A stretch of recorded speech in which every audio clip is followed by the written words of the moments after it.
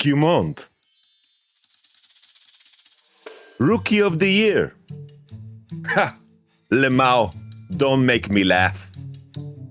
He isn't. His playstyle is good for solo queue, but bad for competitive league. Welcome, SkewMond and Labrov, to ERL's 2026. He's a bit of a passive full clear type. Think he can be great with a bit more time. Can't beat the Asian teams being passive. IMO. I just came here to say, Jankos not the problem on G2. Terrible decision on their part. Okay, there you go.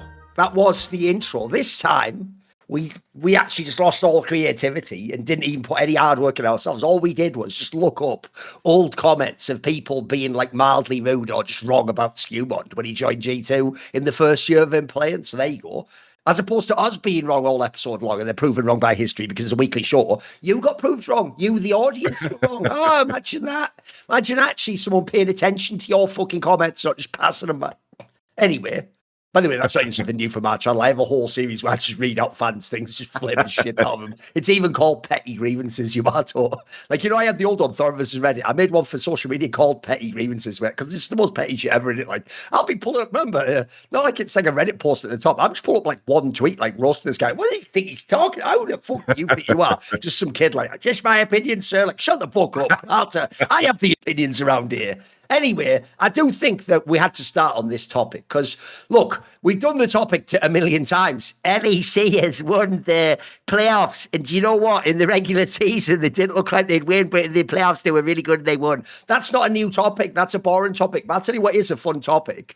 It's basically a rerun of what we did during First Stand. It's like, bro, it wasn't just that G2 won. Because here's the thing.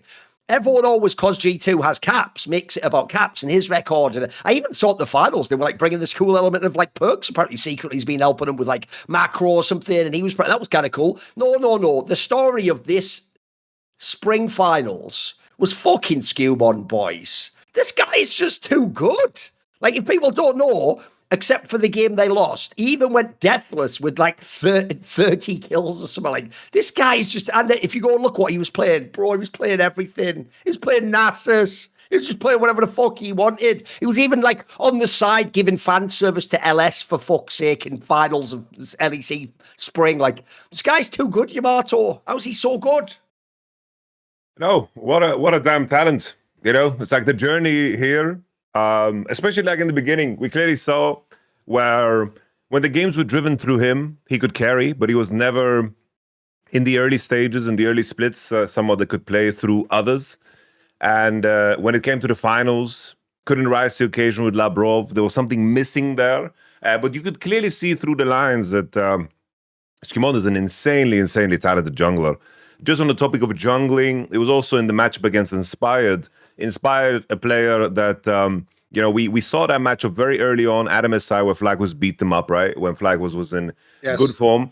And something that was already that you could extract from that matchup was in terms of where Inspired, for example, that we're going to talk about it a lot in terms of what happens to him when he plays against Blaber, but Inspired wins those games in the first 5 decisions he makes in terms of the invade angles, the gank angles, but SkewMond never fell behind in that series. They were lacking in team play, but it's a testament to jungle skill and understanding pathing, and also a testament to the mechanical skill of SkewMond. He just needs to get used to, of course, playing the highest level League of Legends, leaping into ERL, like from ERLs and moving into a finals instantly is a very, very big jump no matter who you are.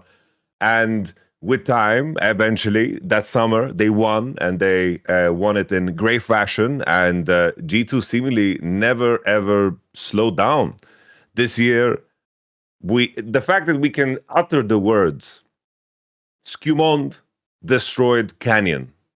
Like, there's not a lot of names you can insert there, and those names are like Hall of Legends candidates, whether it's owner or, Tarzan, whoever you want to call out there.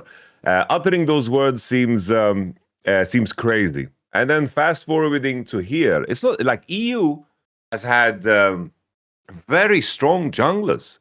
Yike, very strong jungler. Elioya, fantastic jungler. In a pool where it's insanely competitive, SkewMond finds a way to borderline like humiliate opposition. In the games that G2 did indeed win, and he was just the main driving force. And the way he converts a lead, the moment you see him 2-0, you just know, okay, this game is going to be very, very smooth sailing. And they just dominate the game. And whether it's 26 minutes or 24 minutes, it's just his leads are so damn honest.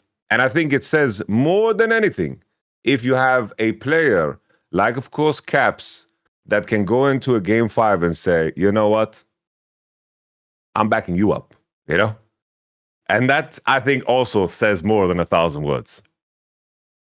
No, that's even perfect as a segue, bro, because actually I do think, I've told you that one of the areas that probably Caps fans are going to hate my guts is, ever since I saw SkewMond get really good last year, I remember thinking like, bro, this is just going to be SkewMond's team. I know Caps is on it still, but actually Caps now is doing what I call like the classy transition at the end of your career. At the end of your career, you can't really be like the main carry constantly every single time. Like, it's actually why I always joke that, like, even though I admire it, I actually think that's a mistake Rookie made. Like, mate, let yourself get carried, get some good ADC and fucking top lane, let them carry, and then you just play a mage, and then every now and then you pick the one time to pick an Akali or a fucking, you know, some shit like that. Whereas actually, like, Caps, as you've seen, he's not only worked this Anivia in over the year, like obviously it started last year as well, but this is an example. If you think of that draft, right, listen, I love some Dylan Falco drafting.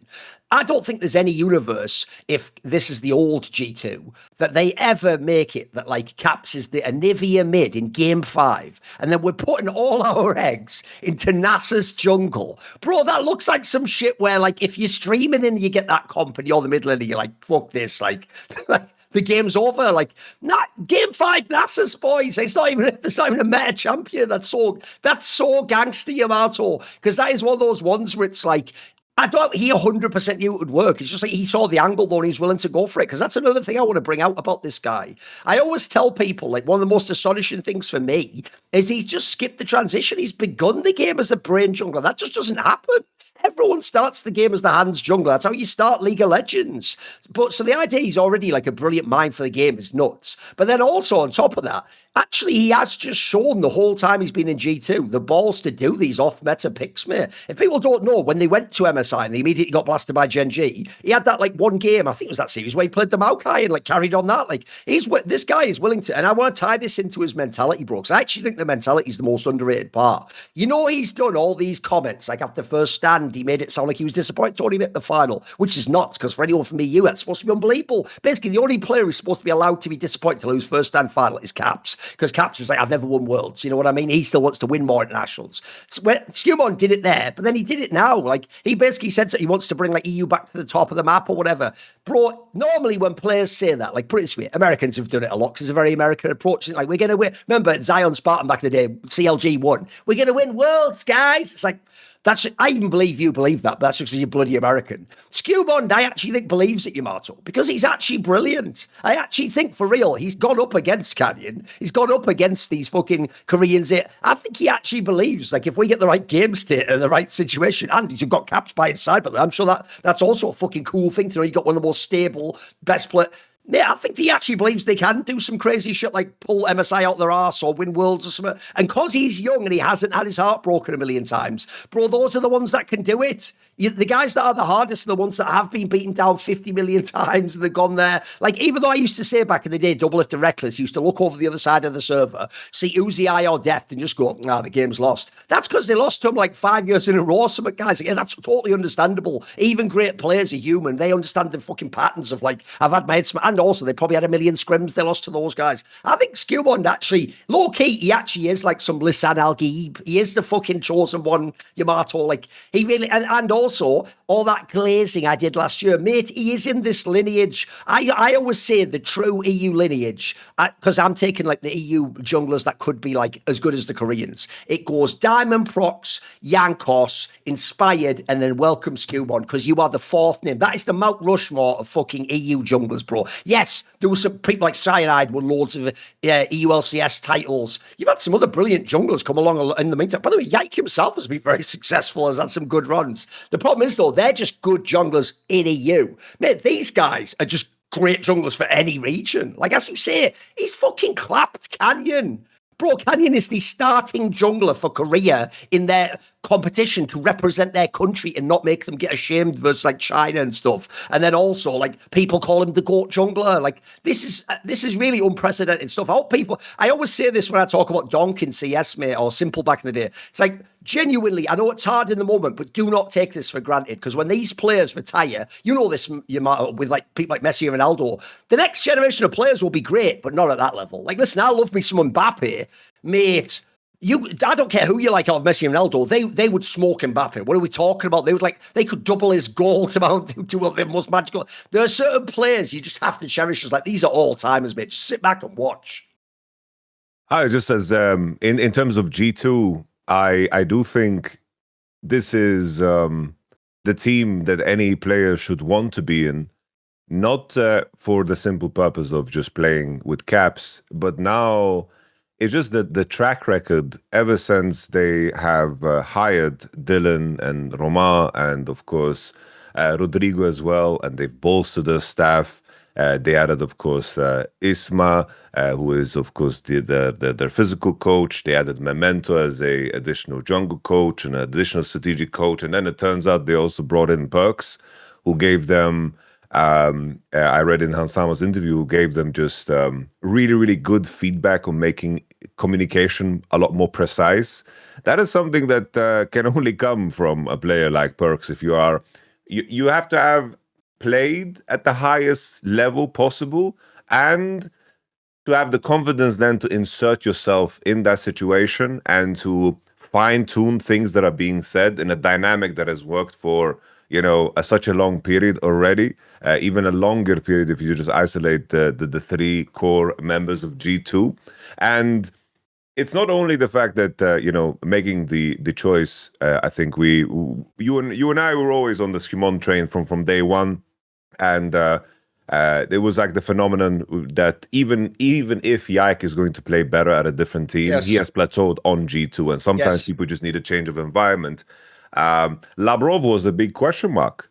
Absolutely. And I think in the first year, I think that he kind of landed where we expected, where the bigger games, he kind of fell through the cracks, was someone that just wanted to win the lane, wasn't someone that supported Caps in the way he played. And now looking at him this year, in the context of if we want to add another Mount Rushmore, but only with 3 heads now, in terms of the level of play that Labrov is at, like, it's comparable to Mickey and Hilly in terms of how creative they are, how free-flowing they are, and how much they are willing to attach themselves to the controlled chaos that Caps brings around mid lane. And there's not a lot of supports that can play that tune.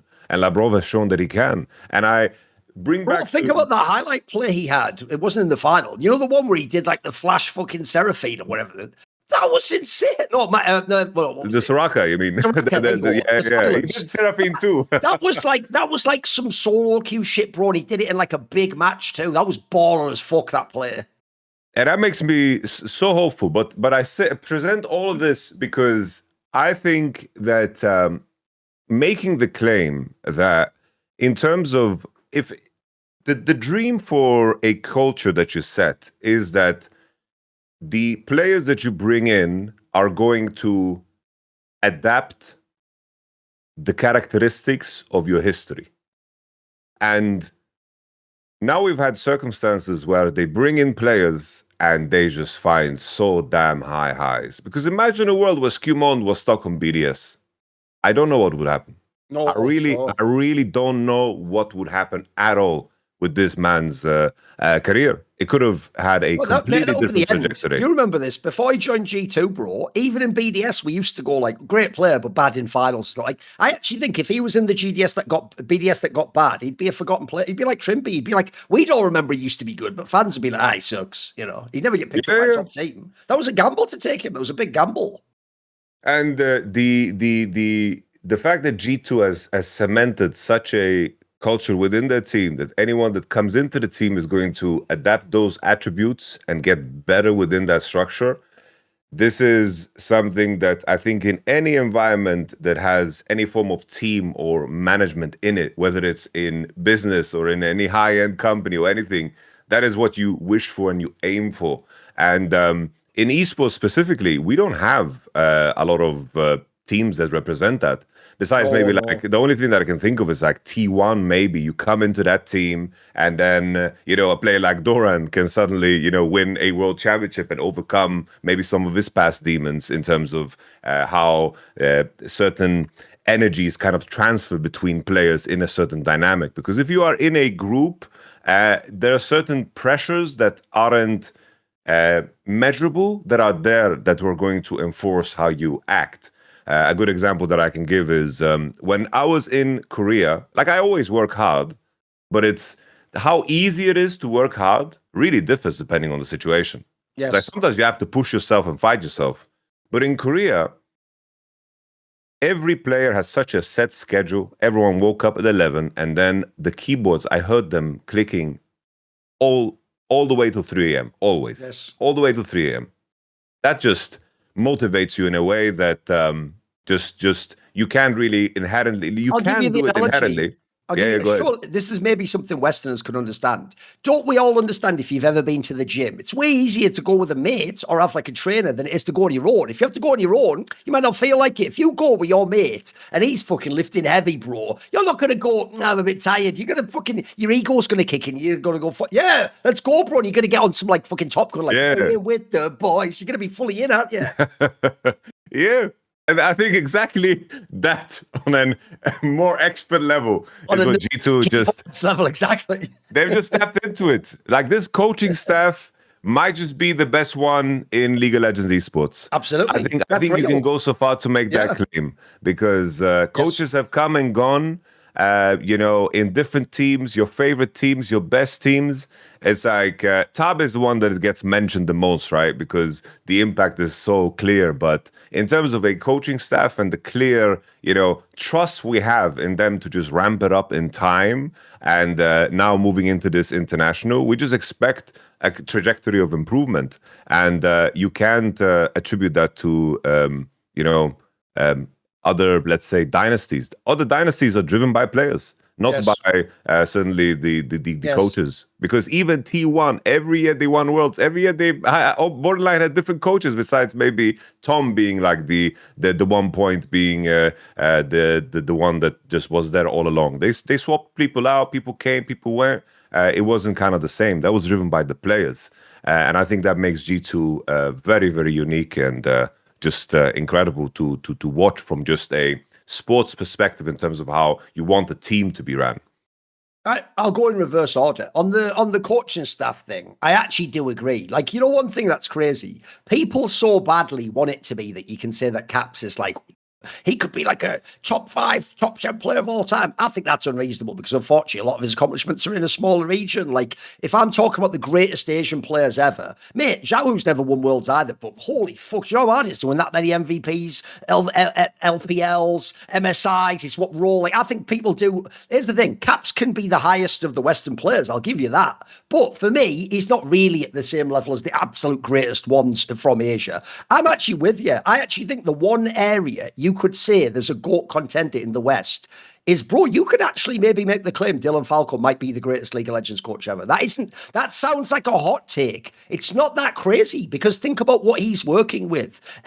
First of all, remember, in his era, he wasn't the one there for the super team of G2, where they had like every player's a Hall of Famer and potential best there. He's worked with all of his rosters, even his Fnatic one. That was when some of them were babies, mate, or he was still integrating those players. Like some of these players become legends playing under Dylan Falco. And he's just found so many draft solutions in so many different metas with different players, cycling people in and out on different years. Like I've never seen anything like it. Because as you say, there are some really great Asian coaches, but actually not many of them seem to be like the main person. That's why, as you say, Tabe gets all the credit because it always looks like it was when Tabe walks in the room that those teams get way better and they do really well. Also, you can even argue the same strengths that he has become his flaws. That's why they lose. Like he seems to have some weird drafting when he gets into the big pressure game, doesn't he? In the game 5s, he maybe hints it or he goes too far or doesn't understand where his players. I'm with you, because if you look at the other GOAT candidates for coach, I'll give you a few of them off the top of my head.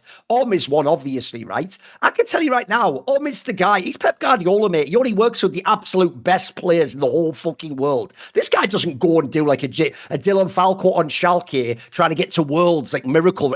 This guy it just has like the most cracked out ADCs and mids you'll ever see in your life all day long. And usually you had people like 36 and Harvey for like years and years and years. No one knows what would happen if you gave like fucking last year's KT roster. Would he actually get working out? Would he make it work? I get the sense he's more of like, the discipline coach that gets people in the bigger picture. No one even says he's a genius drafter. Korma himself, if you were in the 2010s, the narrative along with Faker's the best. The other annoying one was Bengie's the second greatest player of all time because he had the 3 worlds. The third one was Korma has to be the hands down undisputed greatest coach of all time.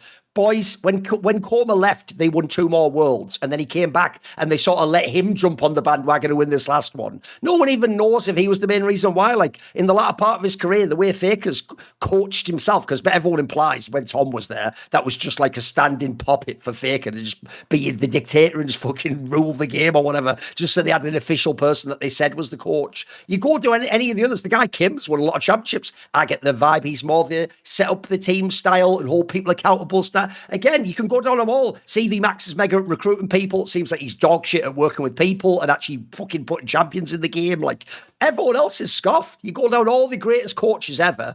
Dylan Falco, for what he has got, is unreal, mate. This guy is just fucking cooking. And then, yes, also, as you pointed out, are you listening, Fnatic? It isn't just Dylan Falco. Notice we didn't just say Dylan Falco there. Yamato went like 3 or 4 names deep. Think about what Yamato just said there. So he has Rodrigo, who's his like assistant coach, who's been with him for years now, by the way. Then he has the Ismail guy who's doing all the physical therapy. That's no minor thing. That guy was actually very highly touted on past teams that people don't know.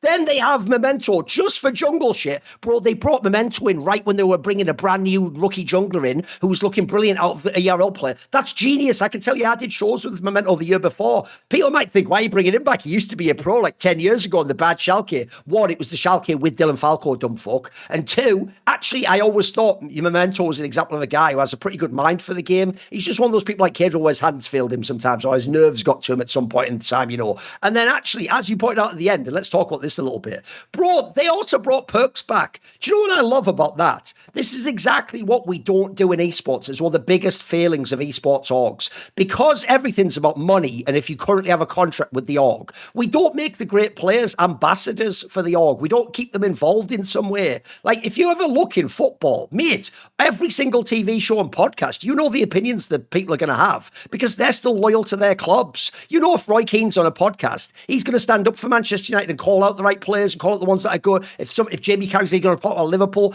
we don't do that in esports. Like, actually, people probably, because of the end of his career, don't even think of Perkz as a G2 player anymore. I think it's dope to not only bring him back in, but bring him for his specific specialty, which is macro, bro. I want to bring this up to people, right? G2 has never looked as insane macro-wise ever since Perkz left the lineup. They've been good. They've won games. They've had excellent, Caps had excellent performances. They were never the same magical team they were. And I'll tell you what, even if someone doesn't like Perkz and they think the latter few years of his career weren't good, one thing I can tell you is unanimous if you talk to his teammates privately, is they will all tell you he is like a genius at macro, bro. He just understands like any game state. He could like, essentially that's why he actually got fired in Heretics, if you don't know. Because low key, in Vitality, I heard they just let him almost coach the team out, or they just let him just take over these sessions, which as I've discussed in the past, I think the mistake there is you can't have an active player do that. That's why it's genius to bring him back now, by the way. He's not playing the game. He can't have a bad mid lane performance. Now you're just listening to his points and taking him in. The problem if you have someone who's a player trying to coach you is as you're coaching me, Yamato, telling me,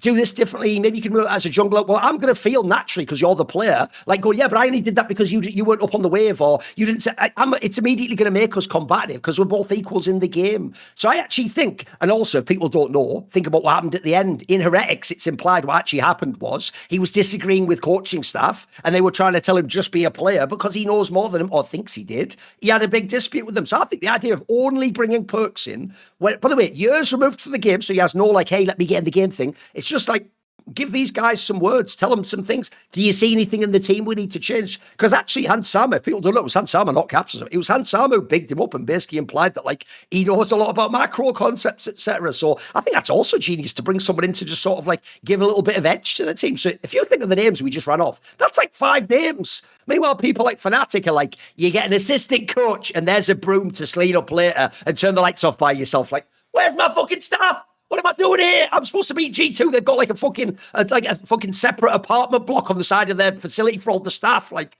this is also how modern league is supposed to be. And lastly, I'll say this to tie back into what I said about GOAT coaches, Yamato. One area I genuinely think the West can be ahead of Asia, but they just don't listen. I told people, I won't say who, but certain NA owners this years ago. In Asia, they run that strict head coach, strategic coach, and then they sometimes have like demo analyst type people or replay analysts who sometimes they're even remote pro, sometimes they're not even in the office. They don't have giant coaching staffs. That's not a thing, actually. I even told people who are NA owners, bro, you've got all the money, and at the moment you say you can't get the star players. Put all the money into staff. I said, you could have like the best sports psychologist ever. You could have the best fucking one-on-one positional coach. You could just basically, if you put the same millions that you'd waste on some fucking academy player back then, just put that into staff, because if you have the best staff in the world, that can be a factor in the game too. So I also think this whole thing's brilliant. Like G2 in general, this isn't just the Caps or SkewMond story, is it? Because let's be real, Yamato. If you put Caps tomorrow onto Vitality and you put SkewMond onto KC, those are fun teams, but they're not as great as this team. You would see flaws from those players too. I just to follow up on the Perkz topic and how he's tied to G2. Like that's one thing that has pained me about Fnatic, right? Is the departure of a lot of players from Fnatic is a tumultuous one. It's like they're not happy when they leave, and I think about some legends. Like, for example, I'm also pissed off about how Vitality, how they pretty much discarded Hilly. Like, how could a player like Hylissang not have a proper send-off? You'd also, one, you'd think you'd do a nice video because they just let him go out. They just kicked him out the back door, didn't they? And then two, by the way, I'm not even trolling. Wouldn't someone like him be an interesting, like, member of a coaching staff too? Not 100%. Remember, he's not going to be able to hint, just to tell you what he sees in the game, give some tips to Fleshy. I think that would be sick, wouldn't it? Like he would like a player like that would see angles that nobody else would see. And and it, like if you have Hilly whispering in your ear, telling you, giving you ideas, that is going to be amazing for you. Do you have any stories from when you were in Fnatic? I think is it like can he explain the things he does? Does he have an interesting vision on the game or something?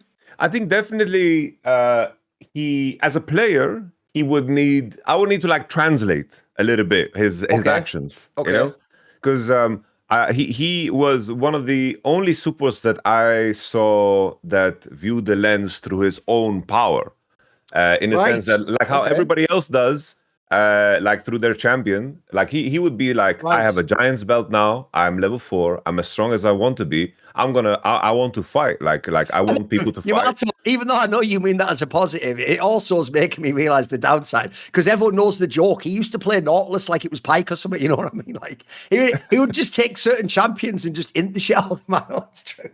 No, it's just it's like he would assess the game and he would really see it through the lens of what is my best percentage of chance. Right. And he was also one of the first and only players that would have a strong read on the psychology of the enemy, in the sense that he would try to push the boundaries of what he could get away with and then leverage that against people. Where, let's say, a best of 5 starts, and in the opening game, he's going to like over posture just to see the reaction of the enemy. And he would leverage that information to get even more out of his champ. There was either like super high-end games, or sometimes it was just like, what the hell is going on? What is he even doing? It's like the line between getting away with it and looking stupid is very, very narrow. Because Healy, to me, is the player who originated this style that almost every support does now, where the easiest example is Rakan. Like, Rakan is very mobile, so it's very easy to do with it. But a lot of the best Rakan players, what they're going to do is they're going to play as if they have 10 players behind them at all times. They're going to posture, they're going to force spells out of you, and they're going to force the enemy to show, because they understand how that impacts the rest of the map. Now you see a player like Shun do that. You see a player like Kerry do that. But Hilly was so far ahead of his time. I remember there's this video, right? It's like 4 minutes of Hilly not listening to his teammates, where there's this specific dragon where all of his teammates are saying, we don't want to contest this Drake. I think Seven is saying we can just farm. We don't need this dragon. And then Hilly says, I am contesting this. And the only reason he says it is because when he enters river, 5 of the enemy players are running away. They're backing off, and he's spotting them. And now we see this dynamic in the modern meta, where even if you're not contesting a Drake, you show presence because you want to threaten. You want them to invest more people into doing it. You don't want them to just do it with their jungle and then base and then continue the next play. You want them to pay something for doing that. By the way, one thing as well that's tying into what you're saying as well is this is why these players we always used to say on these shows, them and Mickey X and people like that, the reason those players give you an edge against the Koreans is, mate, if you're going to play semi-scared against your own region's rivals, you're never going to take the chance. If you play against the Koreans, you better be on the line. You better actually redline the shit out of the engine and risk complete disaster because you're going to have to do it to win, right? 100%. Like Mickey's another great example, but he's still actively playing. But sure, these are the guys. It's like you kind of want to create a world where your organization has continuity and strong relationships with your players. Yes. That let's say in a world where like your legendary players eventually retire, they come back and actually want to like participate, you know? Bro, I'll give you a quick example. It's actually implied that last season, when there was the thing in Liverpool where Mohamed Salah, everyone knew he was going to go at some point in time, but actually he wasn't just going, bro. He had like disputes with the coach and stuff. It's implied that Steven Gerrard, the legendary player, has been retired years and years and years. By the way, doesn't even have like an official role at Liverpool. I think, he'd just be an ambassador somewhere. It's implied he actually came in to help Liverpool and talk to Mohamed Salah and was sort of like, look, I used to be the star. I know the problems you have, and get him to sort of like come back for the rest of the season and not just say, fuck it, I'm off in the middle. Like, that's real. I know what you mean. You're making a brilliant point here, Mark. I've never heard anyone else make this point, which is we all just look at every roster each season as all the team name doesn't matter. But you're right. If you're some of these teams that have had players for a long time, why not use that legendary player for what he used to be good at? Instead of saying, let's find the next Hylissang, why not bring Hylissang in and let him work with someone? 100%. I don't know. It's just, if we think about the legends that have retired, who is actively like helping teams? No, almost no one, right? And then we look at it from, let's say, from Korea. I mean, there's only basically Odoam there right now, right? Isn't that about the only one I can even think of, mate? I can't think of any others. Yeah. And he's working 3 jobs. Oh, maybe Mithy as well. We can put him Mithy, Nuktak, and we praise him all the time. That's true. We do. We praise him all the time. You know, that transition, that pipeline. I don't know. Somewhere along the line, I maybe there's something more that could have been done because. I guess Alfari is also like in MKOI, right? True. We have some good examples, and every time I hear them, I'm happy. But, you know, all good. Yeah. It's a bit easy to take credit for BB winning and splitting that, you know. Yeah. By the way, I'll even use actually the Mithy example to make a point about this Perkz case. This is also, by the way, why if Perkz doesn't have to get in the game and play mid lane, he's a massive upside. Because, bro, one of the cool things about Perkz is what everyone actually hates about him now, that he has a big ego. By the way, he doesn't. He's just a guy who's succeeded a lot, and he's not afraid to say it. I see him in the vein of like the Ronaldos of the world, or Zlatan, etc. By the way, they'll definitely give credit to other people, but they're very confident in their own abilities. One of the things that Perkz has that I can tell you Mithy didn't have, it's actually very disappointing, is every single teammate Mithy had when he played the game used to tell me, oh, he's the best in like the VOD review. If you're in a VOD review, he'll always like point out all the mistakes. He'll battle people if he thinks they're wrong. What I also heard though, unfortunately, he basically admitted as much to my put on record and off, is when he became a coach though, because he was no longer playing, and that's where a lot of his confidence came from. Actually, as a coach, he was a lot more like hands off. He was sort of like, well, I don't want to like interfere with this player here. And also like, I'm still learning to be a coach. I can't sort of tell you I know better than you. And as a result, actually, Mithy took time to develop in that role.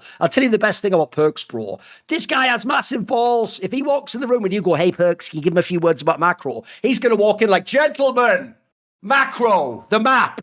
This is he's going to do his best Yamato, but the fucking game shit, bro. He's going to give you some legendary speech. I bet that was baller as fuck. Also, think how much Perkz has won. If Perkz walks in the room and you are Labrov or someone, you're going to go, all right, now I'm interested, mate. Let's see what he has to say. For sure. It's something that we see in Korea all the time, right? It's like a lot of the OGs, either they are streaming under their org, or they are like coaching for their org. The amount of coaches is crazy in Korea. If anyone goes now, in the modern day, they're nearly all ex-pros. It's crazy, isn't it? Yes, sir. I've got one last angle for you, though. I said it on Twitter because it's a mean angle. Look, if you're G2, you just go, great angle, Thorin, but we're not doing that. Is my first thought after this final, though, Yamato, was, I mean, we're never going to get it now because let's be real, Caps has like ended his super prime, etc. He's just having like a good end of his career where he's still a top player and he's just so great that he can still be the best mid laner, right? What I would have loved to have seen, because we didn't really get to see it, is, bro, I wish we could somehow take peak Dylan Falco and have him coach against peak Caps. That's what I want to see. I want to see what happens when you separate them. Because, by the way, I've seen that in other sports. I've seen what happens when you take Guardiola and fucking Messi and you put them apart. They're still both really great, but it's interesting. I've seen what happens when you take fucking Ferguson and Ronaldo. Whatever combo you want in sports, you always get it because no one gets to stay together forever. But think about it. People will forget this now, Yamato. Mate, this is a long time now Dylan Falco and Caps have played together. They had it at the beginning, yeah, and then he went off to the Schalke. We remember that. But since then, think about this. He came back to G2 right after the grabs here, like 2022 to now. They've just been coaching and they've just been like that the whole fucking time. And I can tell you, Dylan Falco loves Caps and always has, you know. And if I also get the vibe, by the way, he is the true Caps whisperer. Grabs was good at working with Caps and figuring out what he's good at. But I think that Dylan Falco's the true Caps whisperer, bro. He just, because if people don't know, if you ever listen to an interview with Caps, he is a really sort of, I would say, like unusual guy. He's not a straightforward person. I would even get surprised by some of his answers. I've interviewed him loads of times over the years. Like, his mind does work differently. And to incorporate, here's what I hate. I hate that because Caps won all the G2 championships in the modern day, if you're a fan, you can just go, shut up about Dylan Falco. It was just Caps. It's like, no, that's why in a way I wish we could have had them go separately, because actually I do think to get the best out of Caps is what Dylan Falco did. That's what's impressive to me. There's a lot of great managers and coaches in sports and esports had amazing players and they weren't even bad managers. They just didn't get the absolute best out of them, or they had a conflict, or they saw the game. Mate, I'll give you the best modern day example. I don't do that thing, Yamato, where I laugh at Mbappe, because if people don't know, Mbappe left PSG to go to Real Madrid because Real Madrid famously wins all the Champions Leagues and he wanted to win the Champions League. As soon as he left, PSG won the Champions League twice without him, and now everyone makes fun of him because if you remember, when he was at PSG, there was all those videos of the coach Enrique literally being like, you're playing the game the wrong way, don't do this. He eventually even benched him at times, you know, he was bringing other people in. Now, I don't mean that to say Mbappe was an idiot. What I mean is those two obviously didn't see the game the same way. That was the mismatch. They're both amazing at what they do. So I also think people don't give Dylan Falco credit for that. It isn't just that he had Caps. I'd even go the other way around. I think Caps also had him. I think that's fucking dope too if you Caps. I think if there's any point of criticism towards Dylan, like if there's one thing that we can point to is the world's runs. That sometimes there are moments where the G2 roster has gotten very stuck in certain metas and seem very inflexible in terms of how their preparation pans out. While First Stand was, of course, a massive step up from that, right? And First Stand, they had a very, very strong meta read. We've had moments where they stick to Nocturne Orianna for too long and certain ban combinations just checkmating G2 out. And the Worlds is a very, very different test of skill set. We talk about it so many times here, where you have to trust and have the right conviction in regards to information that is very foggy and unclear. I can give examples from 2018 Vitality. It's like we scrim, and then the first 2 weeks we just get clobbered by IG, by KT, right. by all of these. Like, and when you get smashed, you begin to question everything that you know. You begin to question everything we know. Yeah. You're like, should you do what the enemy team does? Even good at the game. You think that's real. People think shit like they have like identity crisis, don't they? It's like, should we play what they are playing? It's like, is it good to play? Yes. Is it good to play Kog'Maw, Lulu, Talon mid? Because Doinby did it. Yes. Like, is it like? I won't say which teams, but so many NA teams. Put it this way, a few double lift teams that put that way did that. Yamato. They went in the Worlds really strong. First week they got booty clapped so hard that week 2 they're just playing all the things that beat them. That's all they did. They didn't know why it beat them. them. Because as you're saying, I think some of those comps they got tricked on. It was like the Korean was actually styling on them, and they were like, this should stop. And it's like in the game, it wasn't really. Like what? Like remember the time they actually tried against BDD to bring out a fucking Zillion mid? Like, shut the fuck up. What are you doing? That would never work. It's not LCS, boys. What are we doing? But no, that's real. That's why I always tell fans, people don't know how... I actually genuinely think, Yamato, if there was no boot camp and everyone had to just fly straight from their region and the day they land is when Worlds begins, I'm not even trolling. Even though you'd have jet lag, I actually think Western teams would have a better chance. I always say the 2 weeks of getting your ass handed to you by not only the top Koreans, Yamato, people forget this, you will lose to... It's cool when it's down one and they become good later. You might lose to a no-name Korean team. You might be at Worlds and you might play like Nongshim or something, and they might hand your ass to you in practice. And then you think what you're saying, you go, 1, am I even good at this game? 2, is it even possible to beat Koreans? 3, do we even know anything about League? Should we just reset our whole understanding of the meta and start over? It's like deciphering that information through losses and through wins when you play against very different teams every day. Because it's not like G2 had like bad results. They were actually winning scrims, right? But even winning can give you like data that is reinforced the wrong way. It's like deciphering through that is a very, very difficult challenge. That's why it's like there's a speech that I always get reminded of that it started off as something like a message from me to my players that I just wanted to say because I had the interview. But it's like there's a thing where I say, yeah, you just play your own damn game. That basically translated, that is like, don't get dizzy and deluded. Oh, is this the 2018 speech? Yeah. Don't get dizzy and deluded by all these factors and all this data that might not be correlated at all to your team.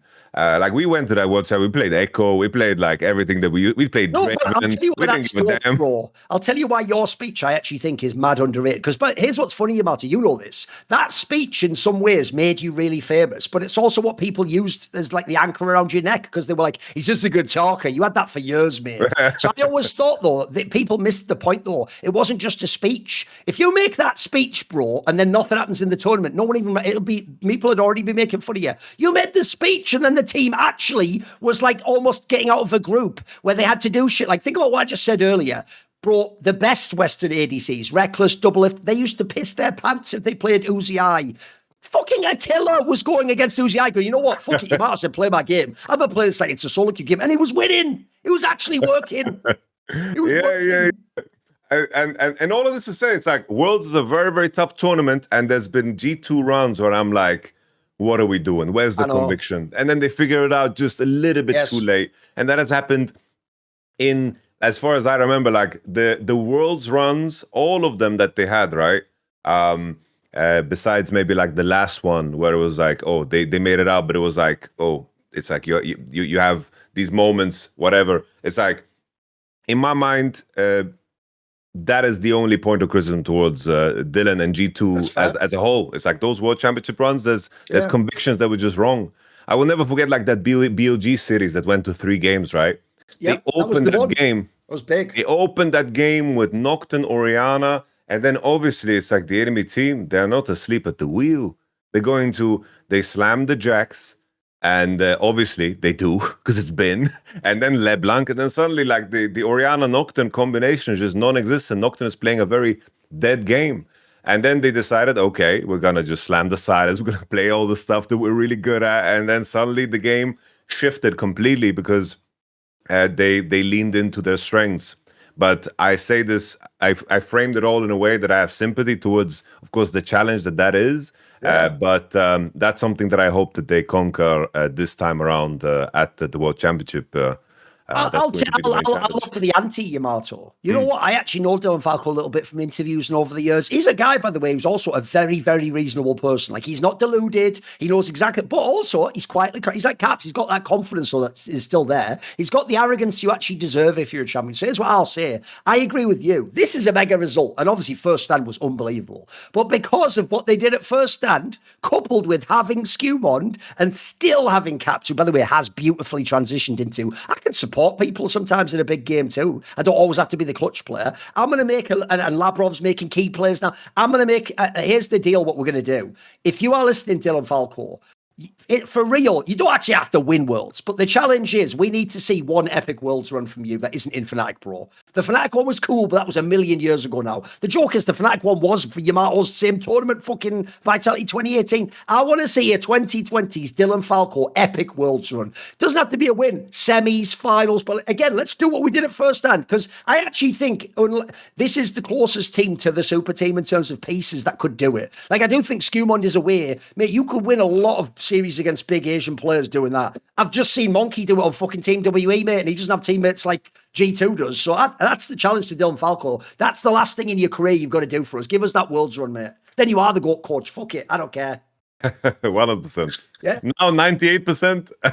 With that would be 100%. Low-key, that's one of those ones where, by the way, if you do get like semis of Worlds, Dylan, I'll make the video like Dylan Falco is the greatest League of Legends coach in any region ever. Because low-key, I actually hope my dream is, you know that story I've told you, where when there was 2015 MSI and Corp insisted on playing Easy Hoon like the first 3 games or whatever the fuck, and then they lost 2 of them, and then I did that video where it was called Corp is ruining esports history.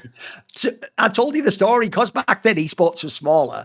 Monty basically told me that like Corp actually asked someone like, "Why is this guy saying that?" So like, that's my dream, is that someone like Ormond, some Corp who like won everything, just sees the video tape like, that little guy from Europe, he's the GOAT. Like, what the fuck? You got, as they're saying that, like, what the fuck? They're all like rings on their fingers, fucking LCK titles. Like, no, mate.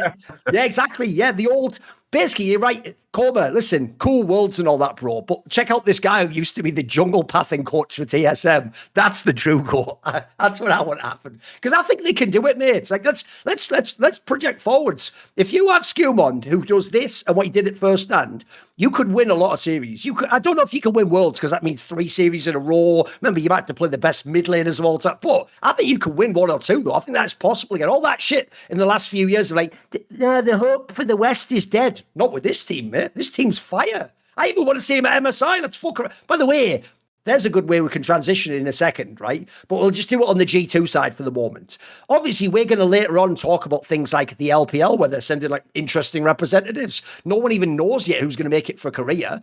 There's a very real chance this could even be one of the better MSIs to have a chance to go deep at. Like, there was past years where you always knew the top 2 teams going in it, and you might have been able to beat 1, but you'd never beat 3 of the 4. You know what I mean? This time around, you might only really have like 1 or maybe 2 opponents that are unbeatable. Maybe BLG on their peak day can't be beaten in a team fight. Maybe Gen G turn up like they did past MSIs and Trophy's always go. But beyond that, the rest are all beatable, mate. You can see that in their regions. They're all beating each other. They're all showing weakness. So I think for G2, let's go international now. Yeah, fuck it. That's the one thing against him is his international runs, isn't it? Like he's the fucking GOAT coach domestically. That's not even really something people bring up anymore, is it? So I tell you what, though, Yamato, people might wonder, as usual, Thorin going off. What's he smoking? Nothing. I'm not smoking anything. Because I'm the best that does it. I'm setting you up, SkewMond. Go. Because Thorin, cravens aren't just about, the nicotine. They're about the habit, the hand-to-mouth motion, the oral fixation, the momentary pause. When that loop is broken, of course, cravings spike. I say this as a former smoker, the habit of the ritual. It's like human beings do things by habit. Your mind associates certain movements with certain things, certain rooms, certain environments, certain actions. My peak of smoking was when, of course, I just had attached my smoking habit to League of Legends games. So it's like Q pop. I set up my PC next to my window. Q pops, light a cigarette.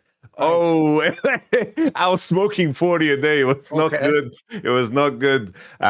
Anyhow, of course, we are talking about Fume. Fume replaces your habit with a flavored air fidget device that gives your hands and mouth something to do. When I opened the package, I was surprised.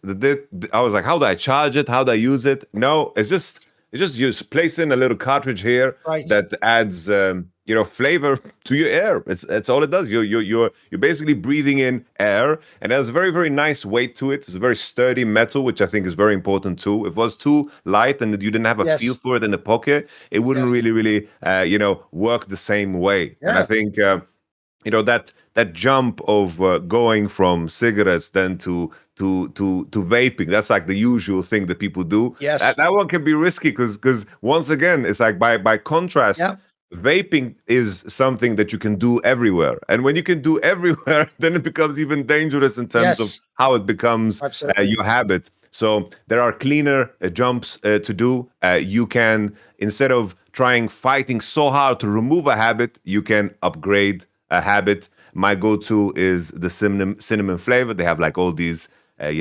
natural, flavors. Like I remember orange vanilla as well is also a nice one. Anything that you can imagine, licorice, mint, anything, all very, very fresh flavors, which is kind of nice. And with that being said, you can just easily grab a journey pack. With that, you get a free gift if you, of course, use the code summoning. That is going to be on the webpage tryfume.com. So Fume has already helped over 700,000 people take steps towards better habits, and now it's your turn. Use code summoning to get a free gift with your journey pack. Head to tryfume.com. That's tryfum.com and use code summoning to claim your free gift today. Thank you, Fume. Yeah, I'll even just add a little bit on that because I've never been a smoker in that sense. I partake of the devil's cabbage. I think people know about that one. But even then, I actually use the vaporizer for that. I don't smoke directly. But, be health conscious in that, But what I will say is, someone who's known many, many smokers and people in esports, I can tell you two things you were bringing up that I think are very valuable. One, actually, I know a lot of people, bro, who the reason they smoke is that's their mental habit to deal with stress. So between games, like you say, you have a big game. First of all, if you're at home, you smoke anyway. Then secondly, the other angle is at a tournament, you go outside and you have that conversation, don't you? That's the classic area where everyone does it. It's one of the reasons why socially people get drawn into doing it. And then also the other thing is, as you say, it becomes a mental habit. It's why the thing you say about the weight is so key. If you're a smoker, I'm pretty sure part of your feeling of safety is you can feel that in your pocket, the vape, or you feel the pack of cigs, that if you need to, you can go there. The corner cuts into the thigh just a little bit. If you picked it up and it was really, really light, your brain would go, this isn't real. This is nothing like that. So if you can use this and it's a brilliant replacement. Yeah. Right. Okay. Let's get into it. So I talked earlier about this angle. But I tell you what, I've got one last detail I want to finish on for EU, which is let's talk about the other two contenders. Because, bro, people are going to miss this detail.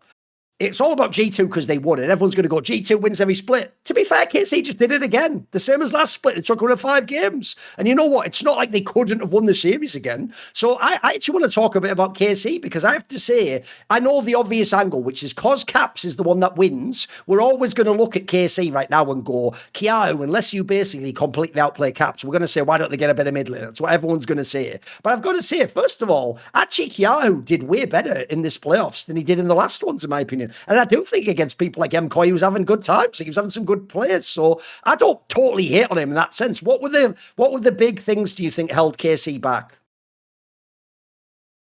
You muted. Wait there, sorry. Yeah. In my mind, I think I made a long, lengthy post on Twitter. I just felt inspired to write it because basically, in my mind, the KC this week, I think this is the first time I could see clear, massive macro improvements. Because if we look at the KC MKOI series, a lot of people just credit it to MKOI kind of running it down. But if you think about the mindset MKOI have around playing against KC, then you can begin to understand some of the shit that Jojo Pyun tried to pull. He is used to playing against a KC that doesn't put attention on mid lane. He's used to playing against a KC that is weaker in the mid-jungle support department, where they don't contest the right beats of the game. So he's much more used to playing overly aggressive, because most of the time Yike spent it around the side lanes, whether it was bot lane or top lane, or himself in terms of invades. So there was a clear play pattern that he got accustomed to playing against KC. In this particular matchup, the main thing that KC improved was exactly that. They managed to get first blood with jungle ganks on mid lane 3 games straight. Their jungle support found the right beats on mid lane and they matched the timings. And on top of that, as mid game progressed, we've seen so many times where KC die on side lane with their solo lanes, or Kalis dies on mid wave, because KC always skipped that step of how to connect together. They were always playing 1-3-1, very, very wide games. And this is why I always thinking it's like, oh, this is just so Reaper-esque in terms of how they play. It's almost felt outdated, where it only kind of works if your solo lanes are that much stronger than the opposition, that allows you to play a wide game, that allows you to generate resources from across the board. But throughout that MKOI series, what we saw was Yahoo and Kana were always, with any free time they had, they stepped into mid-river. They were harassing enemy support when they face checked in, sometimes even killing the Alvaro when he was trying to get vision. Cheating tempo became so much harder against KC because they were actively using their free time to connect together and push the enemy out. Playing macro was a lot easier against KC in the past because they would always show on the waves. And that made the jungle supports of other teams always get the edge. And now I feel like KC added that, where the solo lanes go into mid, means that Khalis no longer dies, the solo lanes don't get farmed, and they have way better vision control, because as an extension, Busio is also actually finding base timers. So all of this is macro, which for me was the main point of criticism towards KC's lack of improvement, because it was only talent. But I did think that they improved super much, and coming into this G2 series, I thought that they looked better than ever. But G2 is a very, very, you have to beat them on all fronts. Yeah. I think that KC lost in the long run due to lack of depth in their preparation. I think that when you go into game 4 and 5, if you just look at those compositions, it seemed like G2 really had their hand on the pulse in terms of where the draft was supposed to go. And if I just pull it up, I'm just going to pull it up real quick. The rotation, there was some poisonous rotations there where they slammed Jhin into Civi, for example. Already that in itself, Civi is a counter to Jhin. Yeah. They managed to kill 2v2, which is incredible. And I did think Khalis had his number, Hansama specifically in the series. Yeah. But picking Jhin into Civi is something that is not super, something that should be keen on. And on top of that, you don't want to pick Jhin and Jace together. A very common misconception with fans and people that watch is like, oh, I have a long-range champ, I should pick more long-range champs. No, that's the last thing you want to do, because, of course, Jace and Jhin get countered by the same thing. You're going to slam a tank into Jace's top, and Sion was picked on 5, and I think that suddenly Casey's chances to win that game almost disappeared instantly. And obviously, SkewMond had a monster game where he went, 15-0 on Bounty on something ridiculous. And then the final follow-up, I don't think I need to say too much about, the Varus. And then, of course, you have Varus, Akali, Poppy, Aatrox, Nidalee. I don't know where the hell. It's a bonkers combo. It is this bottom of the barrel, Comes for Nidalee top. This ain't the LPL, bro. What are we doing? That's a fucking crazy combo. This is the equivalent of. Shit. Do you remember that episode on Seinfeld? Kids used to be top lane. You remember that episode on Seinfeld when they were that cupcake shop where it was only the tops? The muffins. The muffins. Elaine only wanted to eat the top of the muffin, not the stump. Yes. And then the stump was put in a bag and they were given to homeless. And then the homeless complained about hating the stumps. Yep. Those in that bag, you could find KC's Game 5 draft. Okay. The Nidalee top and the Aatrox jungle is just the worst. Not even the homeless want to play this. Sure. It's just horrible, man. It's just terrible. By the way, low key, one of the other things I do worry about with Seinfeld is there was a while where it did just become like my philosophy in life. Like, I can't lie, Yamato, if I eat a muffin, I even think the same thing. Like, the top part that comes over the top is all delicious and fluffy, isn't it? The stump's all like, it's a bit dry. And it lives rent-free in my head, bro. We'll look at that one up, by the way. As usual, every episode has a Seinfeld. By the way, along those lines, though, a couple of questions for you. Mate, I try to defend this guy. People know I'm a Canna fan. This was not a fucking series for Canna, bro. This was a bad one. Like, we might have talked shit on Broken Blade earlier, but I'll tell you what, like, Canna had some really rough games in this one. It obviously highlighted by in game 5. If you pick a Nidalee top in a game 5, you are either going to go out a legend or a fool. And I'm sorry, he didn't go out a legend on this one. Let's put it that way. Yeah. Something that is kind of stuck in my mind is Oscarini's final deed. Was to break Kana's ankles You know what he then did? I've got the analogy take his for you. one spot. What Oscar Naran did, because he didn't succeed, Yamato, he died in the end, was he did actually do the move of Leonidas from 300. Because you know what Leonidas did was he just showed that the god could bleed. And once you believed he could bleed, people could take him down. That moment cracked Canna. Before that, remember, bro, we were all calling him not just the best player in the LEC. Now, he's still been good since then, but I agree with you. Some of that like mystique has cracked, bro. It has. It just has. Yeah, I think the beginning of the series was solid. I think it was Kana, simple and through, just stable, very strong.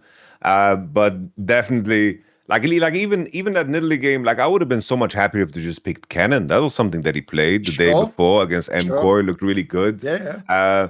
I think he was just kind of worried about the potential answers because I think just draft wise. It really put him in the hole. But definitely it's like now, I don't know how much of it is kind of being worse or just the top laners in the LEC actually getting better. Yeah, that's fine. I know Naknako is also like a name that is forgotten now after the Vitality run, but it's like Broken Blade is still a stud. He slams the Kled in game 5, and I think he brings if we make the analogy of from before, because you mentioned it's like this could be like on par with the super team. I do think that Broken Blade plays the role of what Jankos was on the previous team.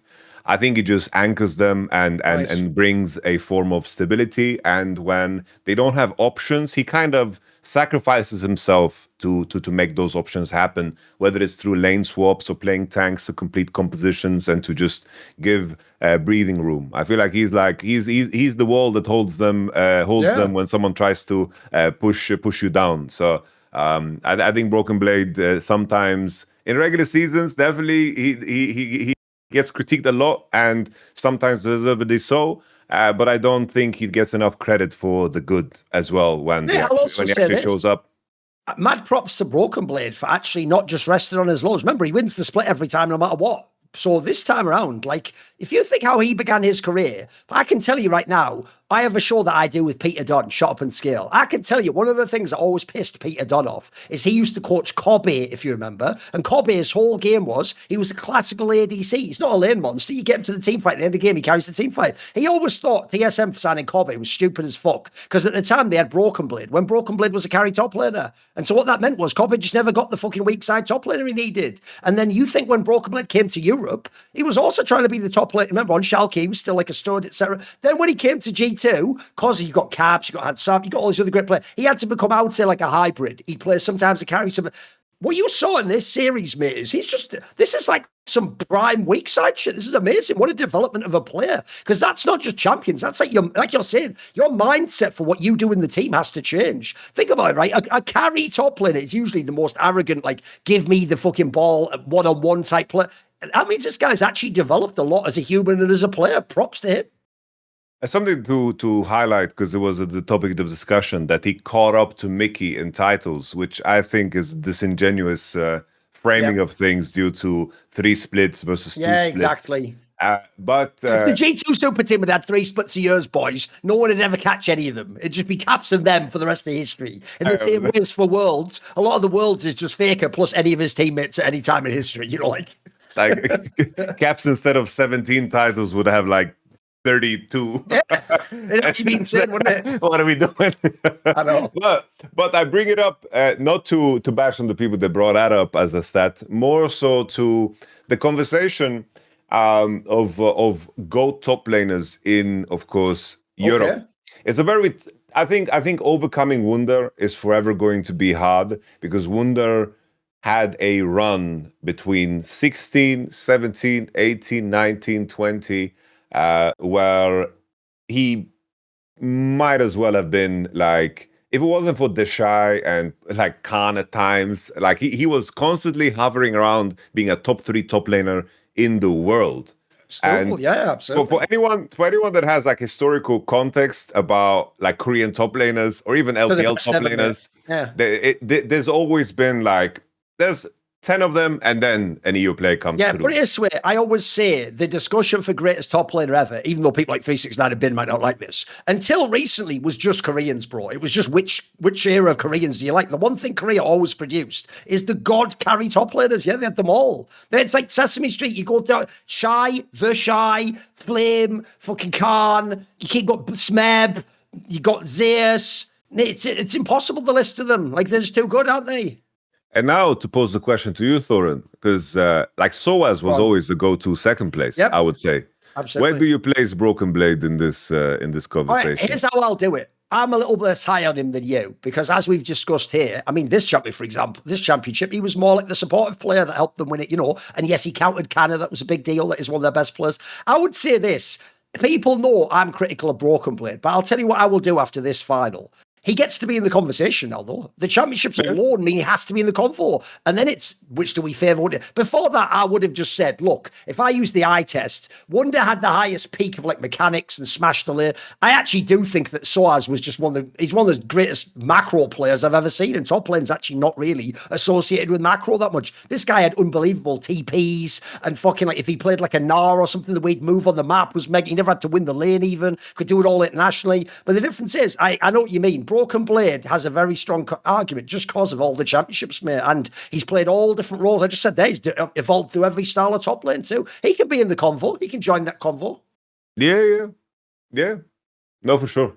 It's interesting to follow, right? It's like Hans Sama and Broken Blade. It's like interesting to pay attention because now they've been here for a long time. Like making arguments. The thing as well, this is also where you can't actually be reductive with these guys. You can't just say they played with Caps because look, maybe Caps overall was greater and was key to them winning. But if you go and look, they've had so many finals now, boys. Everyone's had their final. Everyone's like, there's been a couple of finals where Hansama was the shit and took care of the other. You know, someone like a Kalis comes up and Hansama goes, whoa, not that kid. Not yet, kid.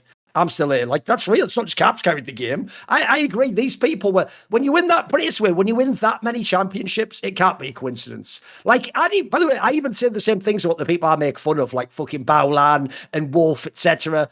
I can say they were the worst to win worlds. First of all, pretty gangster thing to be able to say, yeah, I'm the worst that ever won the world championship. Like, how much of a diss even is that? And then secondly, like, I have to at least put them in that convo to exclude them. It's not like I ignore them completely, pretend they didn't even exist. Like, Wolf did win 2 world championships. That's real. Not many people have ever done that. You have to have been doing something, even if at worst it was playing part of the game plan or not feeding in the game. Those are real things you have to do sometimes. So, no, it's legit. Let's spin it back, though, because the question I was going to have is this, Yamato.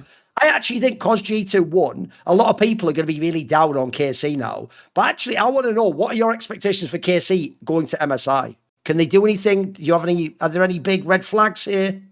Yeah, I think the biggest red flag has to be honestly the format.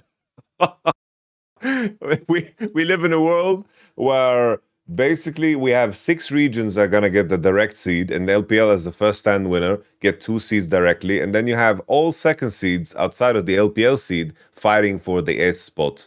Yeah, which means that KC, I think they're going to clean up everybody besides LCK2. They might have to play Gen G, basically. Yeah.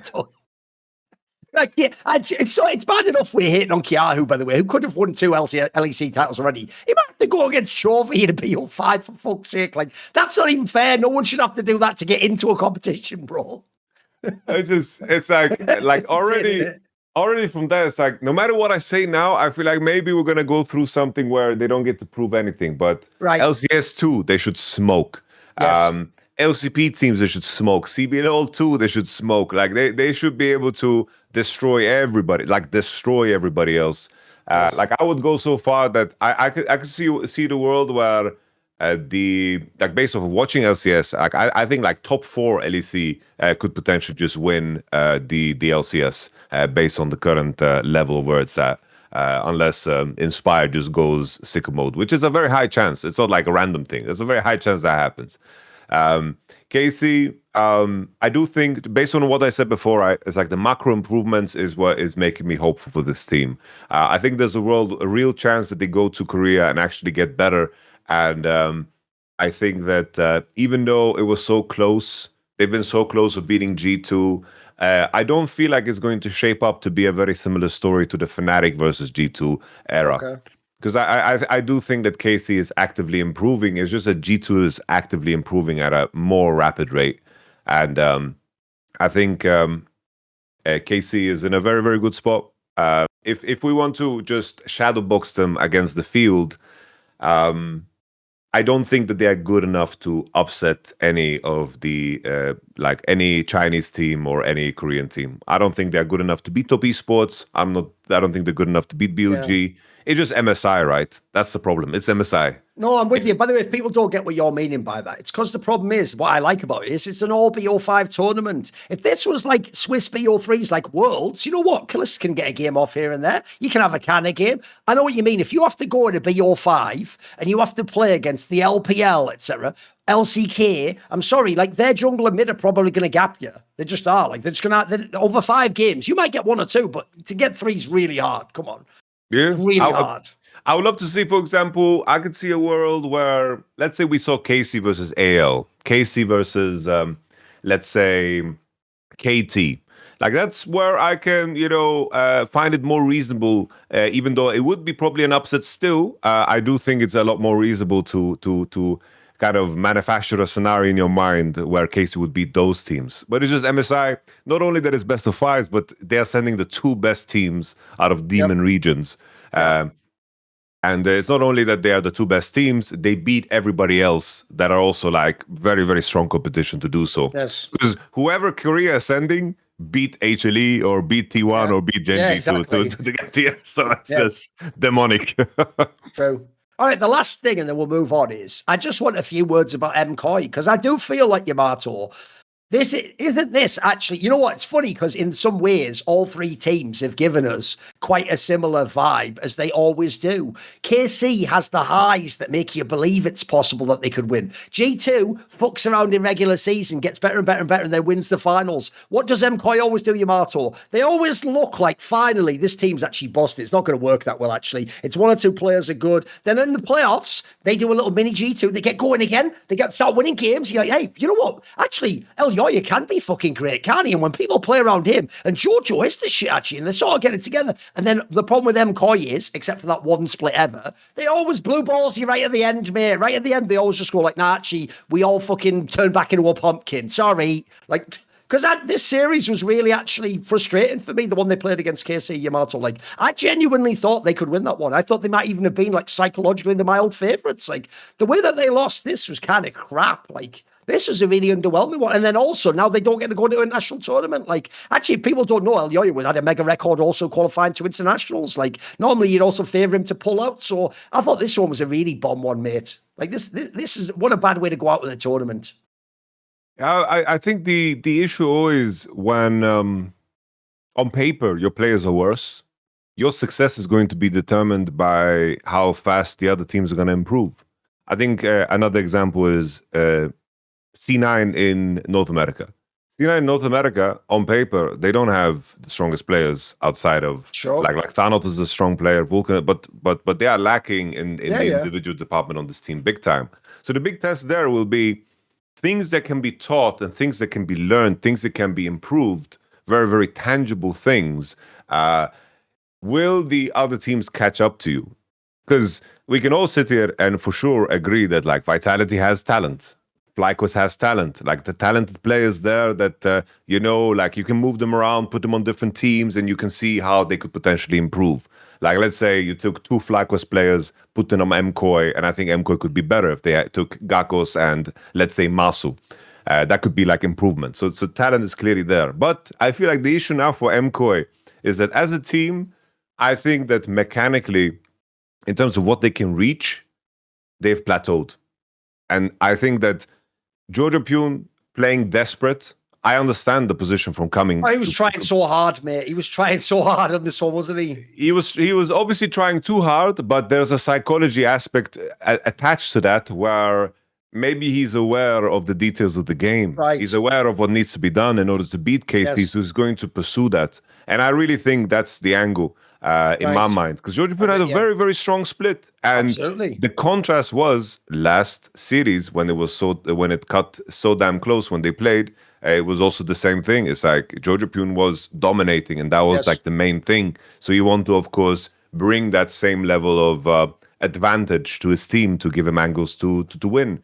I think that's the issue. KC is improving, have the individual talent, and now they've showcased that they can improve and they get better, and G2 is the same way. And I feel like MKOI now, I don't know how they're going to ever race past that. It just seems impossible, because what you're asking for is the same thing like when we talked about AL last year. It's like, are we going to sit here and say, if Hope and Shanks suddenly get a lot better at the game and keep that level all the time, then AL can do all of these insane things.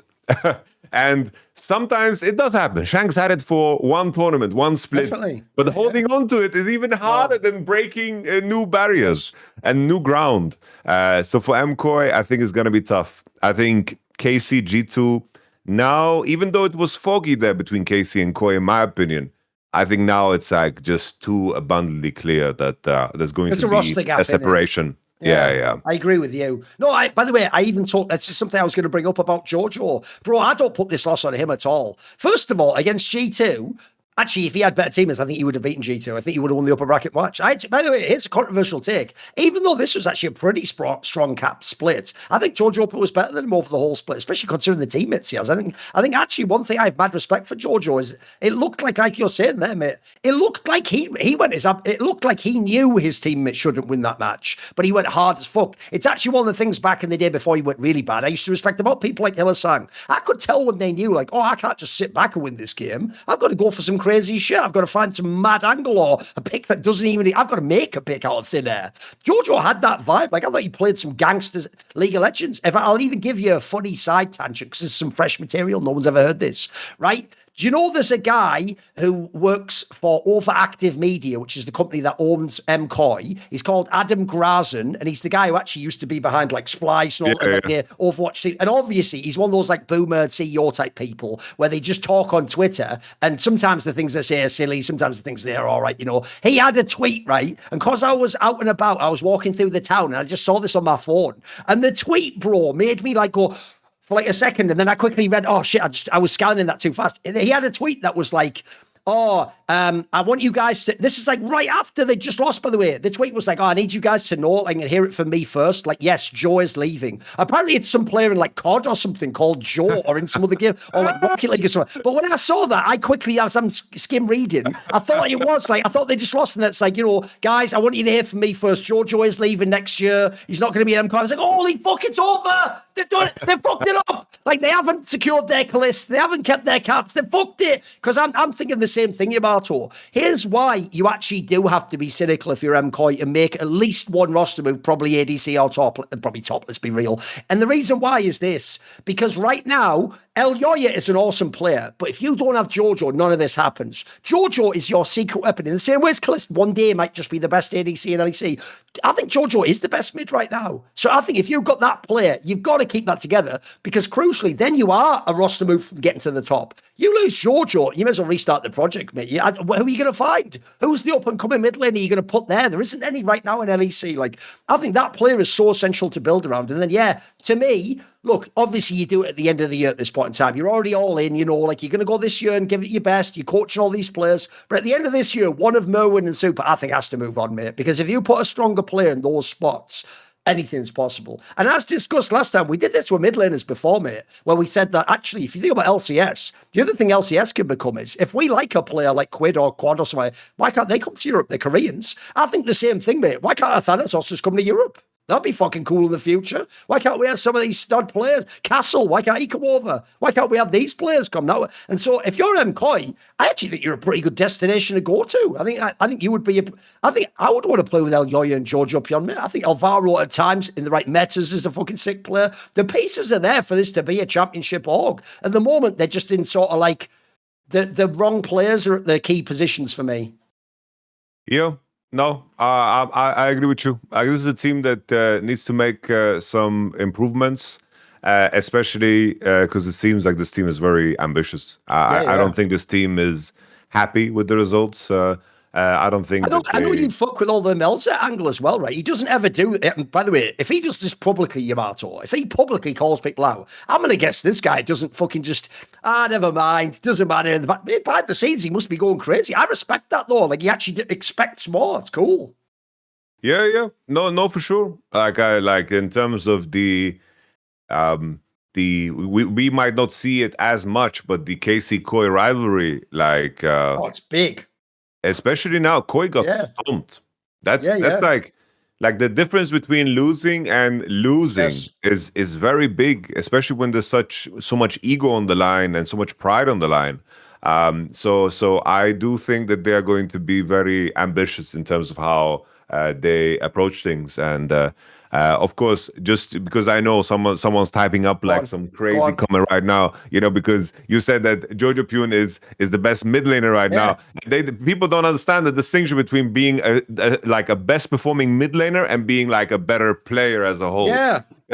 Because you're not saying now that suddenly like Caps is the worst or whatever. It's like we are talking without the intangibles. And I just wanted to make sure this is said because someone's typing up a storm right now. I just know it. It's all good. All right, I've got. You know what? Are you ready? Are you ready? I'm going to break the red box next to me. The emergency break in cursive Thorin draft question. Think how rarely this ever happens. Because, homie, I have a question about a draft in the MKOI KC low bracket game. There is one game. Can you guess which game I want to ask about the draft in? That's to be the Yasuani, yeah? Bro, what the fuck is this draft? Like, if we want to talk about desperation, because think about the draft they played before, Yamato. The draft before was a bit weird too. They had the one where they had Jojo on the Anivia, then they had like a fucking Trundle, Sion, and then everything's on like the bottom of like Ash and Surfing. That's already weird enough. Mate, this game 3, here's my question to you, Yamato.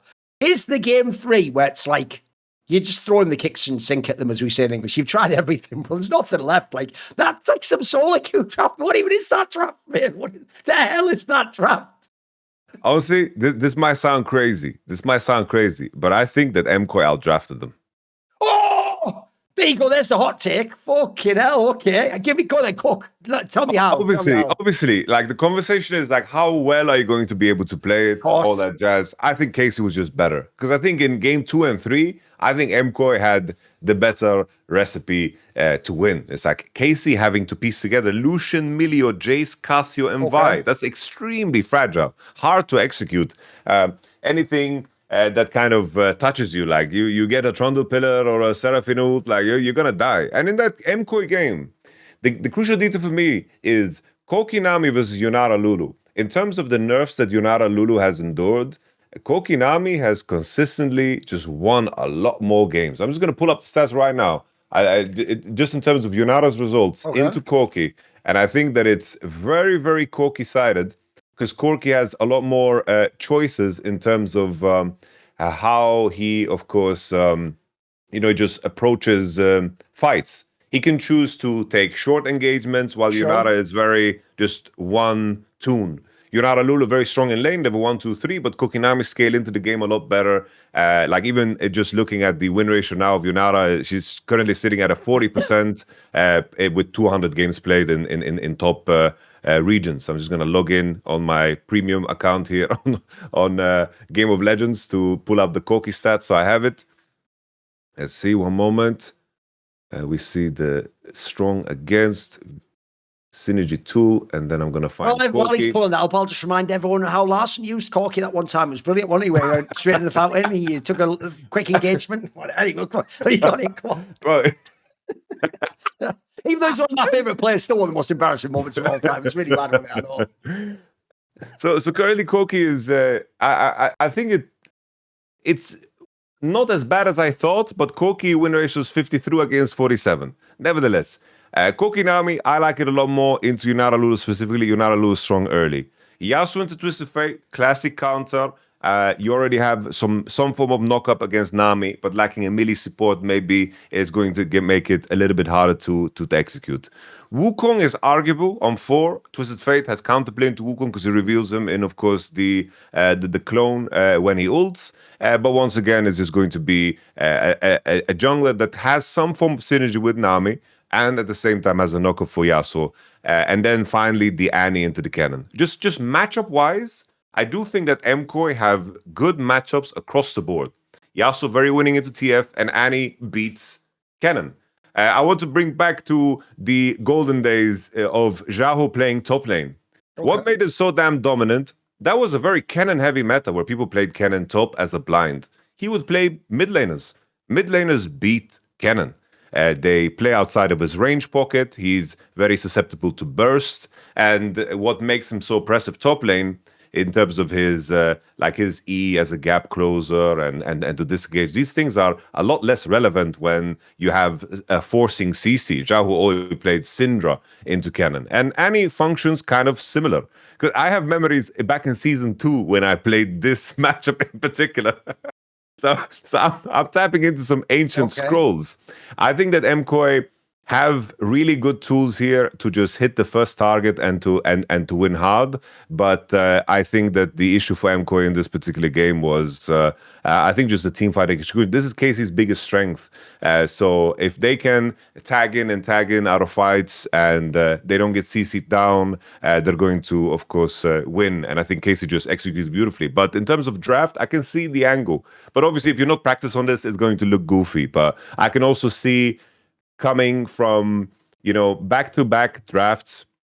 The first draft I hated. Pantheon Caitlyn, I hate that as a pairing. It doesn't really work as you want it. Pantheon Karma doesn't scale into the game. Usually you want to pair that together with the Xin Zhao. Fits better with Kate because Kate, her support options are not going to synergize with Pantheon ever. They managed to snowball bot lane, but in terms of how the game progresses, you could see how awkward it was for them to actually fight against the enemy composition because they couldn't really latch on to anything. They only had Pantheon ult as an engage. The second game was like the stock standard. Like if you roll up to a game with this MKOI draft when they have Sion, Trundle, Seraphine, Ashe, Anivia, that is like the game one champs we see across all regions, and that was very, very standard. And you lost that game, you lost hard when on paper you have the better draft. I can see going into game 3 trying something very unique and different that leans into some form of strengths. But on paper, I do think it makes sense. But I do think the added layer is how practiced are they on this in particular? I don't know. Probably not as much. And they just tried something because game 3, you're very desperate. I've been in that spot. I remember we were 0-2 down against Fnatic, and it's like, okay, we're just going to pick comfort. And then we're game 3, we had like Trash, Yasuo, Jace, and we had like decent matchups, and we got smoked in 24 minutes. This is the game Nemesis got the pentakill on Kayle because we just tried to do something and see if something sticks because what we were doing obviously wasn't working. And I think that's what Koi was at. But I think it's reasonable. Because I will just say this, like, this is an example of where, as much as people are trying to hate on KC, who, by the way, as I said, did almost win the championship, they did do a very good job. Mate, if people think KC is going to have trouble internationally, just be glad MKOI lost this series. Because I thought MKOI could have beaten them domestically, but I think this MKOI squad would get fucking brutalized if they went to MSI, mate. Like, could you imagine this team having to play against Gen G or fucking BLG or something in that MSI, like, playing thing, bro? They would get destroyed. It would be, I don't even think they could even get in the game, mate. Like, they would have no chance whatsoever. It would be fucking insane. Jojo would be in hell. So they just got to get their shit together for Worlds. Right, here's the thing, though. You probably don't like the sound of that, do you? If you're a fan of Europe, if you're a Spanish fan, etc. But I tell you what I like the sound of, because this message is obviously sponsored by Raycon, isn't it? The Raycon Everyday Classic Earbuds, which we all have.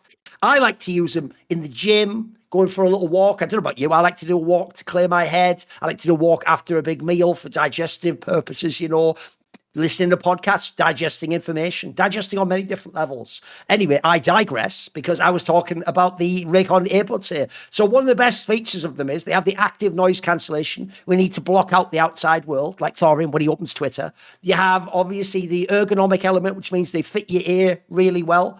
A bit like, even though that draft wasn't good, it should have fit their players better for MKOI. It just couldn't execute it. And, of course, because it's Raycon, you can save money, can't you? Because right now, Father's Day is coming up. Why not upgrade your dad's everyday routine? Go to buyraycon.com/LFN to get 15% off. So big savings as well. Thanks to Raycon for sponsoring this. Buyraycon.com/LFN, get 15% off. Now, we teased it earlier, Yamato. If Europe was somewhat about junglers, bro, it's not even. I'm just gonna put this out there right at the beginning, right? This actually wasn't in this game of Cloud9 versus LYON. It actually wasn't one of Inspired's best series. I mean, he even had that game on Jace where he had some pretty sketchy moments, actually, even though, yeah, he won all the smites, I get that, right? But this is just one of those ones where if you look historically, mate, at this point in time, just the nameplate Inspired makes Jojo Pion turn into a fucking pumpkin, bro. I've never seen anything. This might be one of the craziest 1-versus-1 mismatches I've ever seen in League of Legends history. Like, the gap is crazy because remember, in theory, they're both talented players who have different playing styles. Blaber does this every time. He always has like moments in the regular split where you're like, Blaber, bro, he's got a fucking crazy game. He's got that like high ceiling. He's got good mechanics. He's got the confidence to go for players. But I've never seen anyone own someone's soul this hard than Inspired, mate. This is nuts. Like, and at this point in time, like, Inspired's doing it with, you know, names like Dorkler and people like you. It's not even like he has the superstar team. Like, every time, I've got to say as well, he does do it to the whole region. It's not just Blaber. It's just in this case, Blaber always loses to him. Like, in the whole region, the only people I ever thought, like, the only one I ever thought really gave him a challenge was actually with that River guy when he was on Under Thieves. He wasn't bad because he had the sort of brain jungler side to go against him. Look, Jose Yoda has hands, but he's going to lose to an Inspired. Mate, Blaber just... they've got to do something at C9. Like, I understand why they didn't kick him, because it's a bit like that discussion we just had about like fucking what do you do at certain positions like mid lane in Europe. Like, there aren't that many players, mate. Like, if people say kick Blaber, who do I get instead? Go on, guys, quickly, quick, come up with some names now. Which jungler can I get to join C9 tomorrow? At this point, you're sort of committed to him, mate. You know, he's still one of the better players. You've got to find a way to make it so this isn't a problem, because I've never seen anyone, like, his mental just is destroyed when he plays this guy. You can tell, he doesn't even look like Blaber. You know what, mate? I could handle it if what he was doing was this. He was going for it, and then he's just getting beaten. I even think Blaber looks like when he plays Inspired, he plays differently. Like, he just knows this guy gets him every time. Like, do you have any thoughts on this jungle matchup? What do you think? It was, you know, I could see the approach, right? It's like, in terms of what Dom drafted, he was very aware of making sure that he has the faster clearing jungler, that he has the jungler that basically has a lot less chances of being invaded.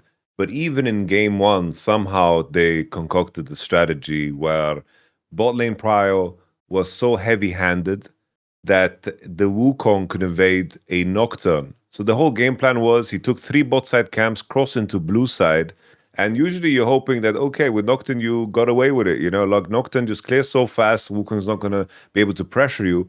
And if for some reason bot lane Prio is going to pressure onto your blue, you can secure your Gromp. But what happened was that, like, it's so clear that it was also well pre-planned, because they understood how much damage they could do to Blaber beyond what just the game represents in terms of numbers and the CS score. But it seemed completely like Blaber lost his mind the moment they pushed him off the Gromp.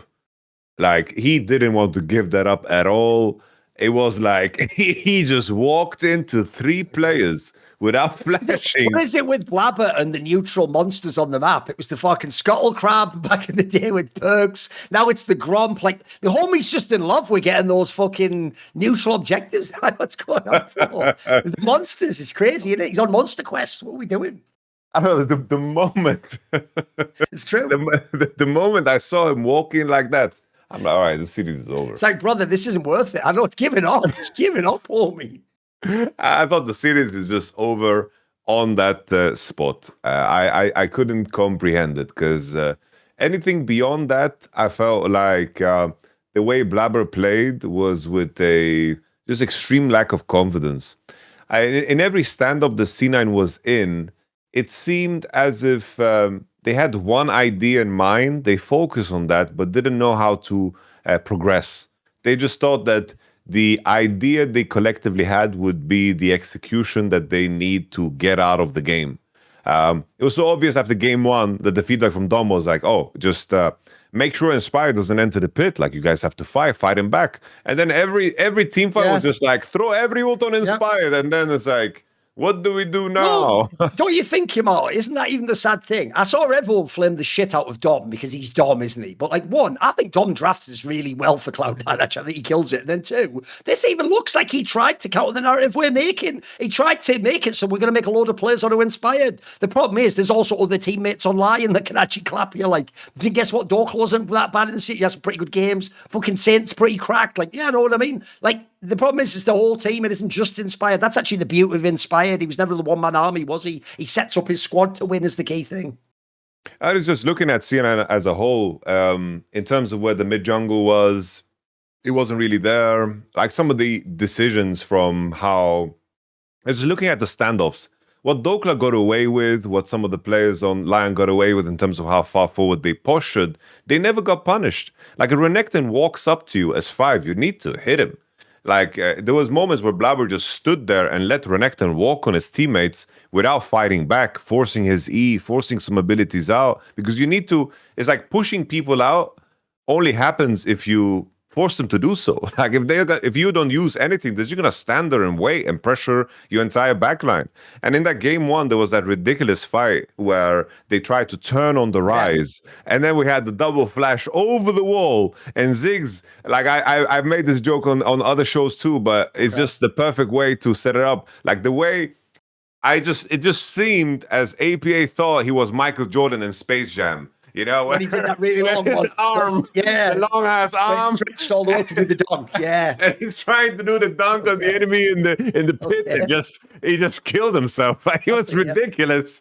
I don't know what the hell that was. Game 2, I'm gonna say I think like that draft. I think was very, very hard to play. Just the first pick Karma into giving Varus Bard and then Victor in a counter matchup. I just didn't like that concoction. But then we had the game 3. And I just have to say, it's just Sven, respect to the guy, legendary career, legendary all this stuff. Let me just pause you a sec. We have tried on this show to give him his comeback and give him his flowers for being good in the regular season. And he's come back to ADC and he does have a fabulous track record. Unfortunately, this is the sort of series that lets Reddit shitters say you're bad, mate, and that they should kick you because this was a nightmare. This was terrible. It's just that one moment where he just gets solo killed by a misfortune. I know. That was just painful to watch. And I think if you're in a situation where APA, Blaber, and Sven are going to play at this level, I don't think that you can lose to Team Liquid. Plain and simple. You can easily lose to TL. And if there's anything, maybe you need to think about how you set up your draft, because even though Sion can make sense, maybe Malphite can make sense, I think that you need to kind of create the game plan around picking something greedier and carry-oriented for Thanatos and just make sure that, Blaber has a mission in the game to just get that matchup ahead, because I do think that's something that they can recreate. They find gank angles on Thanatos' lane, so I think that they can pick something greedier and do better. Because even in this game, right, it's like LYON did a very smart thing in that game 3 where they picked the Jace and the Sejuani, and then when the Malphite came through, they flexed the Jace into jungle. Sejuani is a very winning matchup into Malphite in my mind, and still in that lane he got a solo kill. So I think it's just the good old lean into Thanatos because that's your guy, and I think Vulcan is also playing well, but the rest of your squad should just be there to just set up everybody else for success, because there's not a carry bone in their body at all. It's just not there. Also, another reason why I was disappointed in Sven here, it might seem like a subtle point, but bro, he used to be the supporter of Berserker. You'd think he'd have like the idea of like how to play against him and like what his weaknesses would be. He made Berserker look amazing in this series. Berserker was fucking just carry the shit out of some of these like this is why I say, like, in a weird way, Berserker has actually also made LCS look worse, because he went over to Korea and no one gave a shit about him. He's come back to NA and he's one of the best players again. Like, he actually just has massive games, massive series. He gaps people. Like, this is nuts. No, I'm with you. I thought the same thing, Yamato. Bearing in mind, Sven, let's see how old he is. He must be like 29 or something. What's his fucking age? He is 28 years old. And in fact, his birthday is in fact, you know what? He's 29 in 2 weeks, Yamato. For someone that old, he is playing awesome League of Legends. And he genuinely is like a guy who clearly brings, like, if people don't know, if you've ever heard an interview with Sven, he has an interesting mentality to the game. He's a really hard worker, I've heard. He has a great, like, mind for how to play. Obviously, he's played 2 different roles now. He's played in all different regions. But this is the sort of series where, like, if I didn't know any of that stuff, some of these moments looked a bit amateurish. Like, I agree with you. That MF one was just embarrassing, bro. Like, come on, mate. Like, if you have a moment like that, it's really hard to defend you. And by the way, here's the one thing I'll say is cool about him. If we had him here on the show now, it's been on Summoning Insight many times, he'd admit as much. He maybe might make a joke about it, but he would admit that he fucked that one up and he egoed it, or he looked stupid, you know, or maybe it was based on something in a scrim that he thought would work, you know, because, no, that was a nightmare to me. That was such a bomber. And I'm with you as well. I was going to bring this up next. Not only was it whack the way that they lost, but I'll tell you what, I'm so glad I went so hard this year on let's not just write off Liquid completely. It isn't just LYON and C9 and LYON wins and C9 fails. The other team in this region that's supposed to be good is fucking Team Liquid. And if you watch Team Liquid, they have gotten better and better and they are peaking right now. I'm with you, Yamato. There's a very real world, even though I feel really bad because if this happens, Dom's going to get fucking right in the throat from all the fans. There's a world Team Liquid's going to win that series, mate. Like, their team is looking stronger and stronger every time. And then when I look at that matchup, that's a nervy matchup if I'm either side of that one. But for C9 especially, the one thing you can't do is not even make the final and go to MSI. If you don't make it to the international, you're going to get memed on. It's going to be so sad. So I'm looking forward to that matchup, mate. What do you think? Because I think Liquid's looking better and better and better. All the pieces you'd want to look good and get looking good. Chelsea looks dope. Like, actually, I'm finally seeing the Quid that we were promised. The guy was supposed to be here last split. And then actually now, YAN's sort of chilled while everyone else takes the blame. He's getting his shit together too. Like, this is a big matchup again. This is C9 TL for real now. We're not doing the old, like, he's a dead roster. This is a real matchup. What do you think?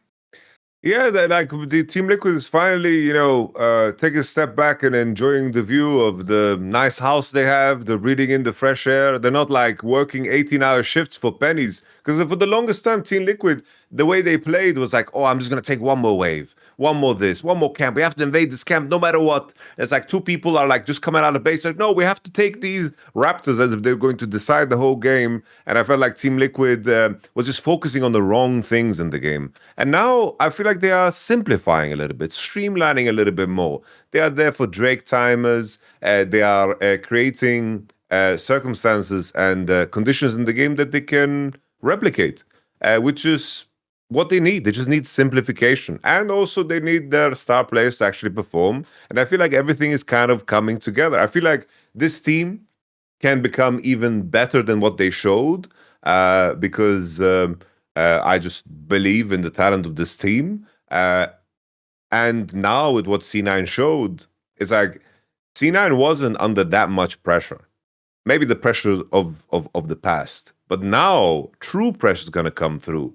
And, you know, if anything, Team Liquid have players besides Morgan that have been under immense pressure and have thrived. This is a game that is going to decide if you're going to go to MSI or not. And if I'm going to trust someone's ability to rise to the occasion, I'd rather lean to a Code JJ, a Quid even, and of course LYON too. Like, I think that they have experience now that is going to matter a lot. This matchup is going to be super exciting because I don't think that the matchup, like let's say C9 win here, is the final going to be exciting? It's going to be very hard to get excited for that finals. Yeah, what C9 going to do? Was a final, wasn't it? TL versus LYON was a legit series. That was fun. Yeah.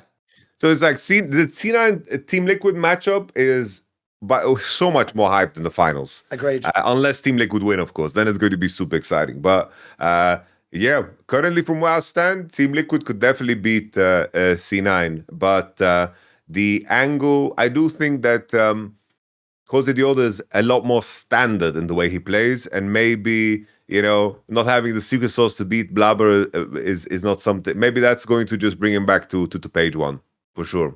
Could do.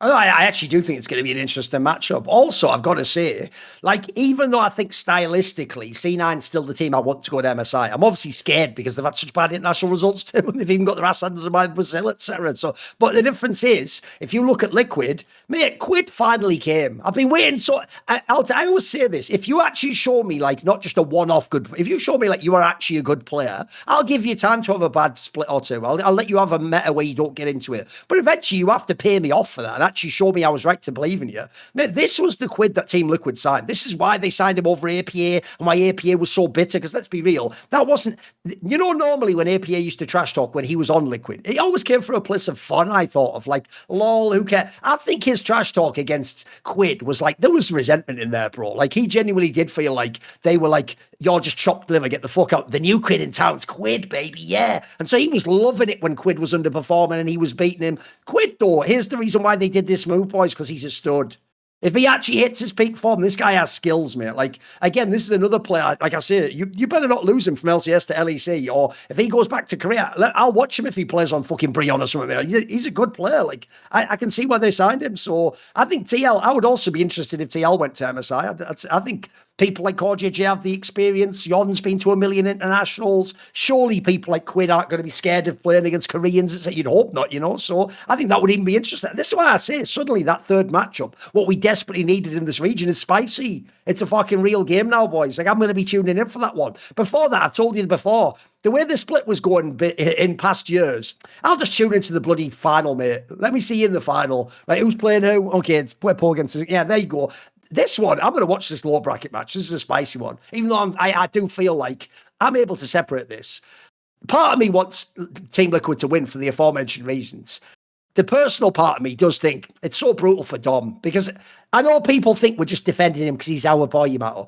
I actually do think he's done a good job in this team. I think with what he's working with, Sam with you, he's had what has been one of the best regular season teams this year of an NA, but I don't think he has an all-star stacked lineup. I actually think if I was to do the cynical Thorin run down a Cloud9, here's how it goes.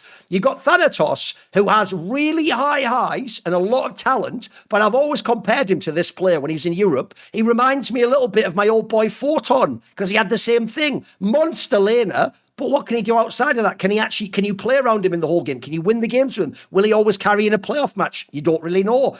Blaber, like I just said before, has a lot of talent, and against the lesser junglers, he'll farm them. He has a big issue going against brain junglers.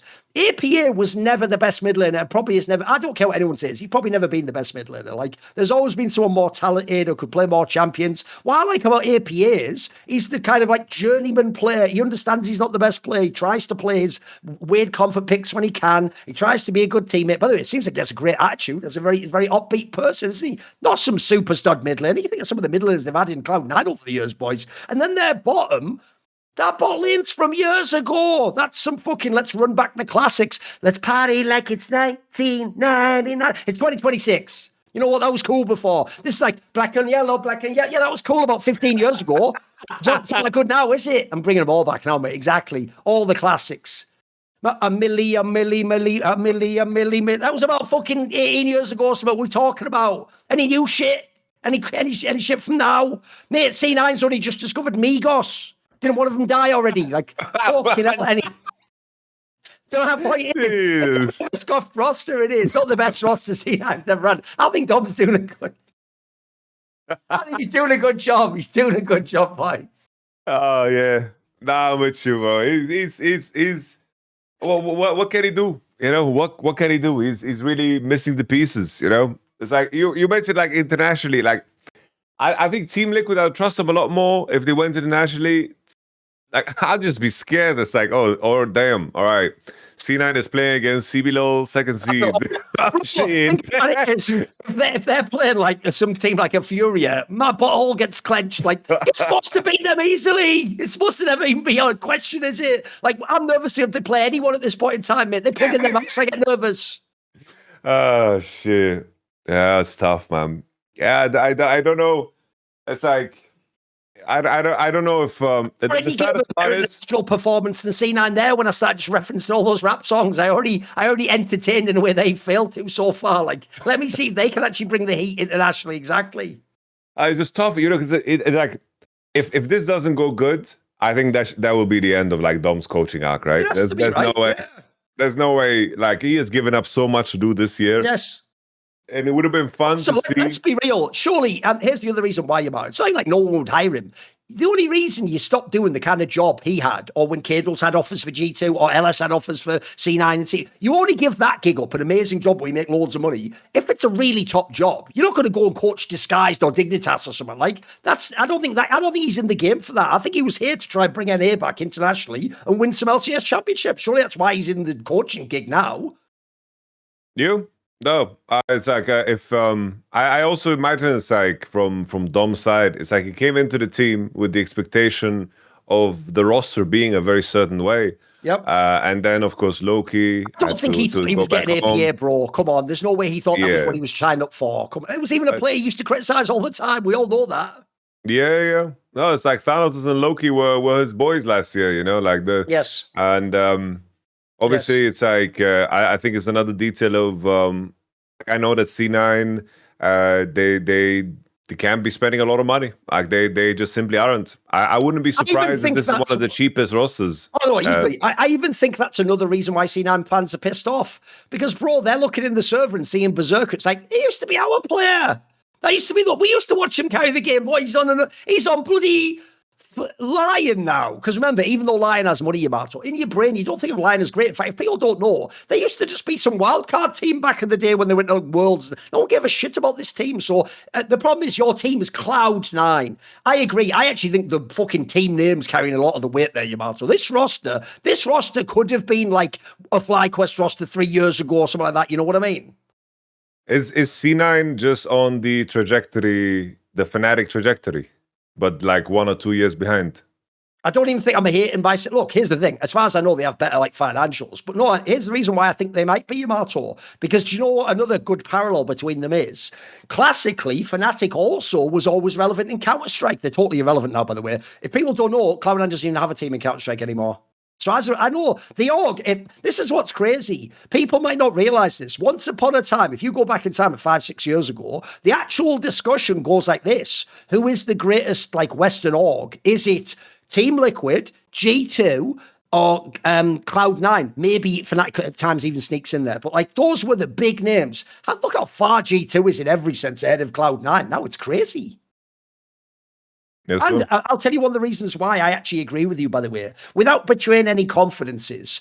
When Jack did that move where he signed Perkz, I can tell you that was one of the times where he did break the bank. I mean, people know it was like $6 million or whatever the fuck. He even told me, like, yeah, basically, I was saving up my pennies for a rainy day, and the rainy day has come. I'm going to go all out and hope he gets me like a place at Worlds. He did. He got them the top 8 at Worlds, right? But I can tell you, if you look right now in the modern day, that's the thing people keep forgetting about LCS. Remember that stat about Inspired this year, where when he signed with LYON, it was like that he's like the most or second most highest paid player. It was him and Caps were the Westerners. And it was like 500k a year, bro. And that even might have been with bonuses, by the way. If you go back in time 5 or 6 years, there are multiple players in the LCS getting $1 million contracts. In fact, I think famously the Bjergsen one in Team Liquid was like 2-point-something million or something. Like LCS isn't like that anymore. And quite frankly, Cloud9 aren't idiots, mate. They're not just going to throw millions at a wall every single split and every year, have no international results and just go, yep, do it again. Like, I think everyone in LCS is cynical now, bro. I think everyone's min-maxing. That's actually why I'll give props to LYON. At least LYON went all the way out there and spent all the money and did go big. Like the others at the moment, I think are trying to fight. It's why, if you notice, a lot of them have gone back to old names. They use it. They're sticking on Core JJ and YAN. They're bringing back Sven. You keep Blaber for it because these are the players that you can maybe get to re-sign for not as much money, but still a good contract. Then there's not even any rumors anymore, bro. If you sign a top EU player, they're not looking at LEC like they used to and go, you know what, fuck it, we'll sign this Canna guy. They're not doing that, mate. They're not even in the mix for a list. That used to be the main fear in Europe, is if someone got too good and they weren't on G2 or Fnatic, they're just going to go to LCS immediately. I do think, though, the last couple of years have set the bar quite low for C9. So you just got to make it to the World Championship, Dom. You got to just make it to the World Championship, and already it's a massive step up, because there's years where C9 didn't make Worlds with some of these players that we've mentioned many times already on the podcast. Didn't make Worlds with Jojo Pune, Berserker on the team. It's crazy. It's crazy.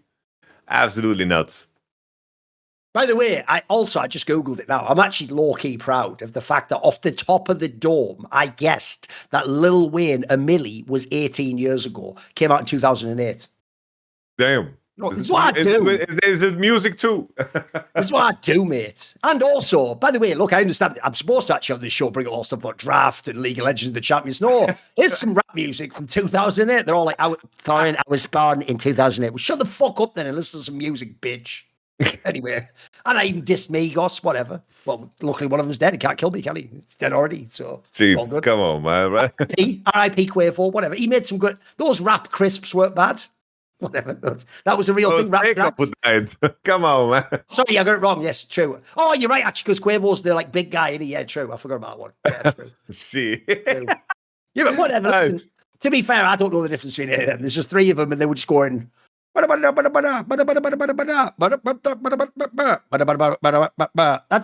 in the lyrics. That's every Migos song ever there, but with a cool beat. The beat was cool. It's all good. Anyway, the beat goes on in LCS. Beat goes on in LCS.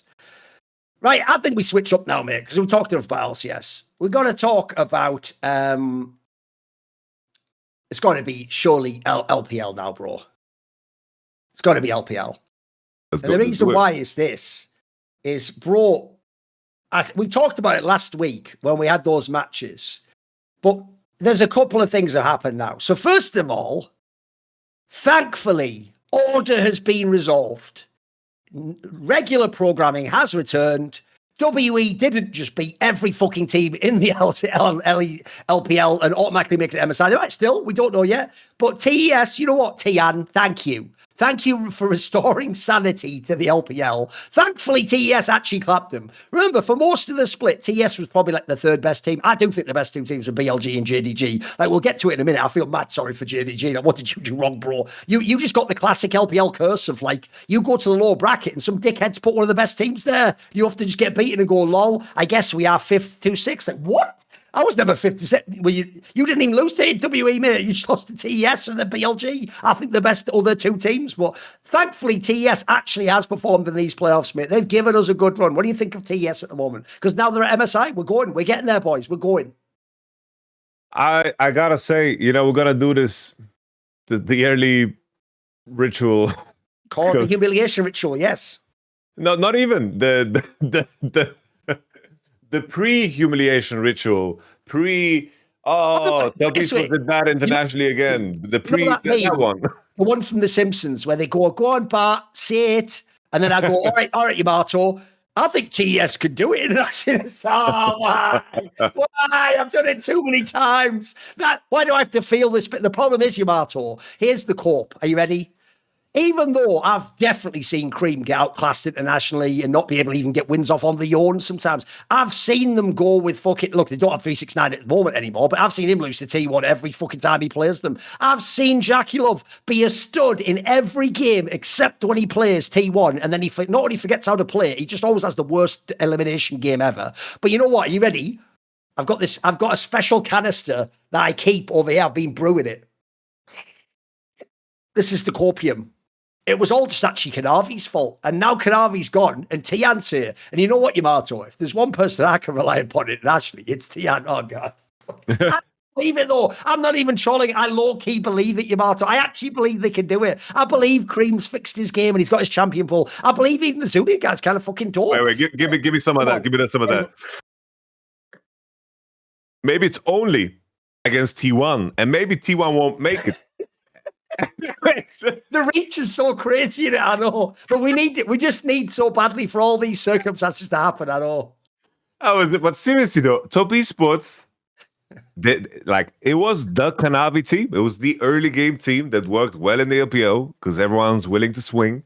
But now this is a very well-rounded team. They're playing poke compositions. They're playing around the mid jungle. I think that. Even though Tian has had bad international performance, they weren't recent. They really weren't recent. The more recent ones were quite good.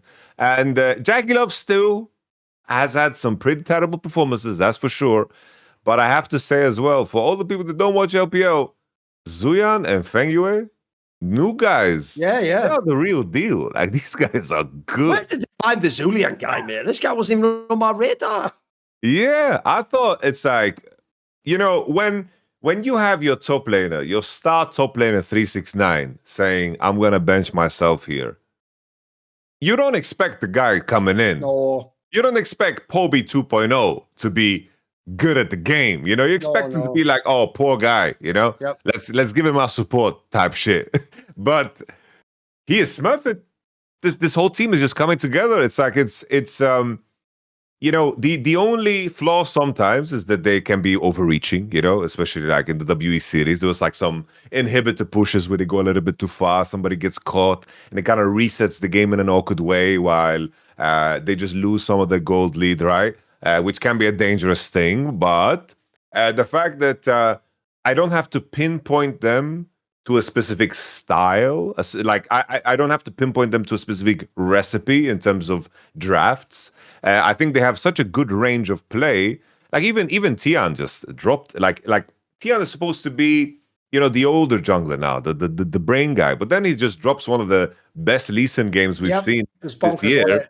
It's like, yo. That was what in 2019. That was what he came up on. That was his prime was Lee Sin. This guy's still got it in the back pocket. It's nuts, in it. So it's like top esports is a real deal. It's like, luckily, we can, when we are making our tier list, we're making our predictions, we're going to be able to say, luckily, because BOG is going to hopefully be there, probably going to be there. And then the two LCK teams. We're going to say, top esports was really good, but probably not good enough to beat these three guys. So we're not going to do some super curse prediction, but they're up there. They're up there. Yeah. And I think if I saw a world where G2 played against top esports, that's the matchup. I want to see that. I think top esports should be the favorite. They should be the favorite. Like G2 beating them would be a really big deal, I think. Yes. And I think one of the few junglers actually from the LPL that can have a chance. To me, the three is, look, by the way, Jun's not even playing. Fuck it, Jun, you get out of that bit. You haven't even played well recently. The two junglers you wanted to see from the LPL was either Tarzan or Tian against SkewMond. That's what I want to see. And that matchup can happen now. Let's fucking run it back. Let's do it. Yes, sir. Yes, sir. But I'm liking top esports. I'm liking Cream. Yeah. And if it wasn't for Nice just having another god tier split, Cream would have had so much more attention on him for sure. Definitely. I mean, he smurfed this series, mate. It was great. This is one area as well where people, you can always tell who doesn't watch the LPL, bro. Because I'm going to look up the stat really quickly. Let me see how many he's actually been in now. I want to see how many finals Cream's played in. Let's see. He has been in, let's see, 1, 2, 3. I think he's been in like 4 finals now or something, bro. 4 finals in the LPL is no joke. Remember, this was a guy who, again, I'll rewind the whole thing we've done in the past. He was one of Dom's favourite players, but on that like silly OMG that was just playing that mad style that was all just crazy and everyone. And at the time, actually, people didn't even always say he was the best. Some people thought it was like Aki or whatever, there was the Sinji believers, whatever.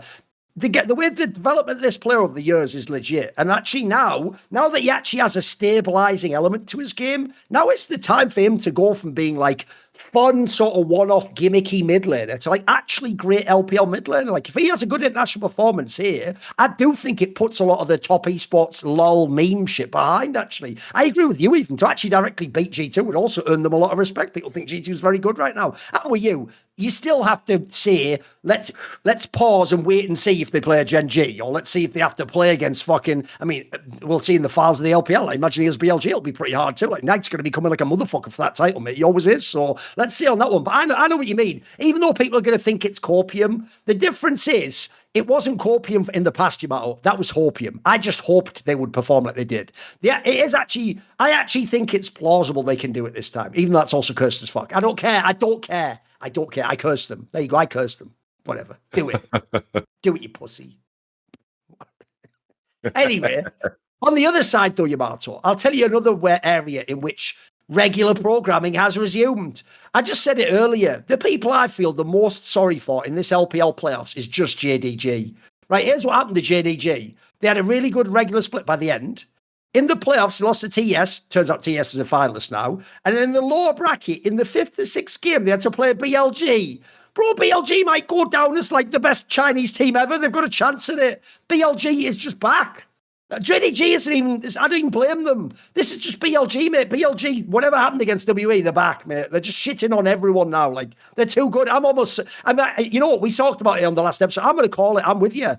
I think BLG wins out and they win the final as well, mate. I think they just come from the low bracket, win the whole fucking thing. And in the end, we're going to look back on this split, just like that other one that WE did this fun. And we're just going to go, it's only because of fucking WE that anyone even had to get these weird placings. Like, it was just BLG's region the whole time. Yeah, I fully agree. Like, it was clear that WE was just a team that they underestimated. They had less practice because of the Viper situation, him having to travel. BOG are doing the same thing in the LPL as G2 is doing, of course, over in Europe. You just trust them to get the job done up until the end. Even last split, it looked at times worse than this.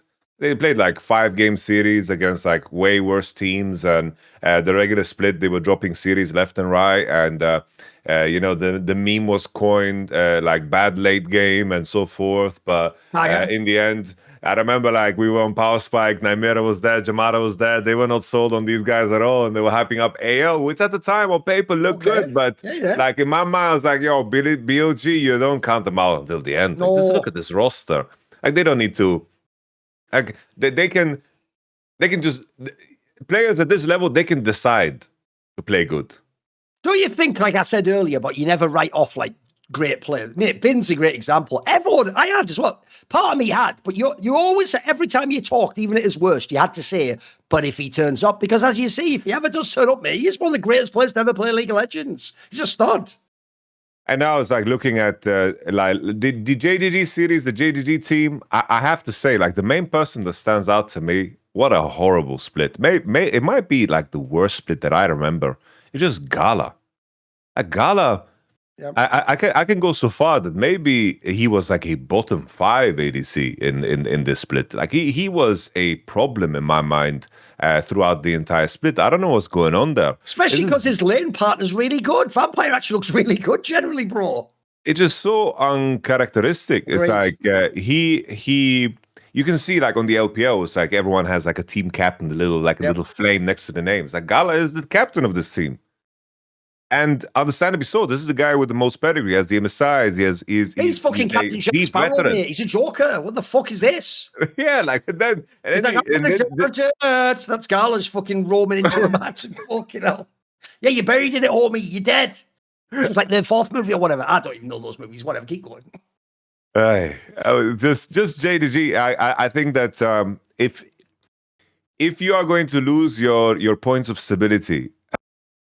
And at the same time, the way they practice was unique in the sense that, I don't know, they always tried to pick lanes that were heavy counters, and then they came with a lot of risk. And if something went wrong, which was very likely for JDG, then suddenly the value of those picks would just be diminished rather quickly.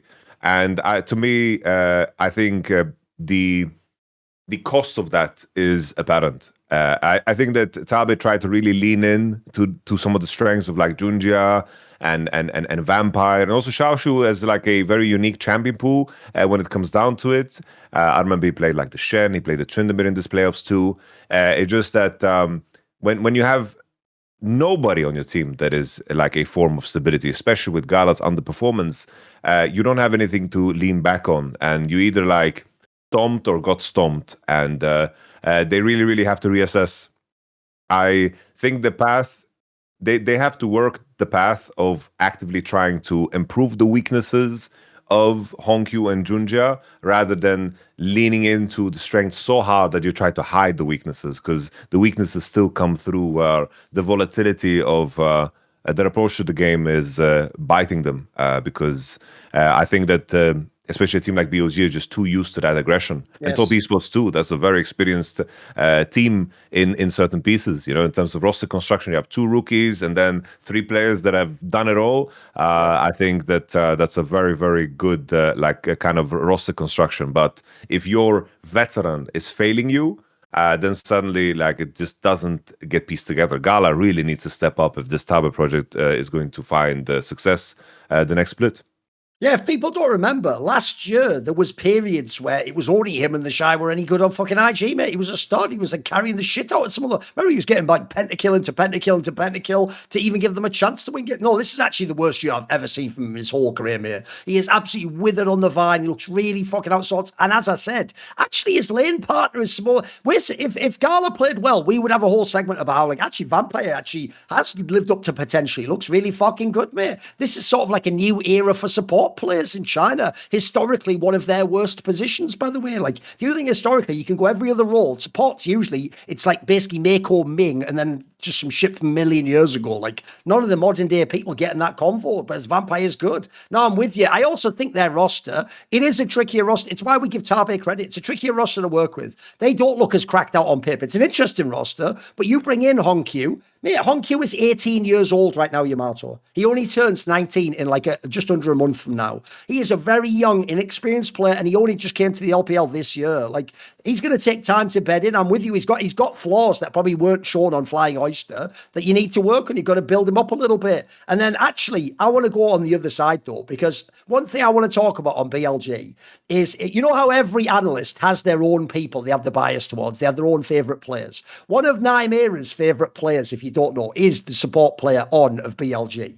And the reason why that's interesting is because actually, up until this year, that's a very controversial player, because we laugh at TES. On's done that himself, mate. He's had those splits where he looks unbelievable in the LPL. He looks cracked as fuck, like Chinese Hylissang. But then he also has those international tournaments where he just gets his shit clapped completely, or he just looks silly, or he makes the int play. Mate, I actually think this year, a bit like the Cream step up, this might be the best On year ever, mate. Like, he's really got his game together. Like, when I see all those games, because I tell you what I'm scared of if I'm any top LPL team, I actually pray that T1 loses to Hanwha Life and then Gen G beats them. Because when I'm watching some of these carrier games, mate, every week he's having like life games. He's having unbelievable plays and games and the best shit you've ever seen anyone do. Like, this one he had on locks was fucking frying me, bro. We'll get to it in a minute. Like, it was out of this world. Like, it's not even a champion you think of as a carrier champ. So, but I'll tell you what, here's the good news. In the same way as if you don't have Chovy,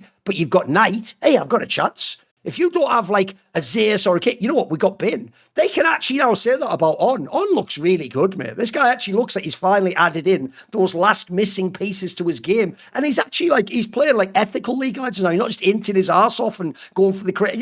He looks like he's like leveled up, mate. If there's one skill set, you know, if there's one skill set beyond, you know, the coaching side that I like, if I would like be a strategic coach, then I would just lean into heavily on my read on supports and how supports should play the game. And I have been on the On hype train ever since the Tabe runs back when they beat T1 at MSI and beat Gen G at MSI 2. I think On has always had a fabulous range, and I think that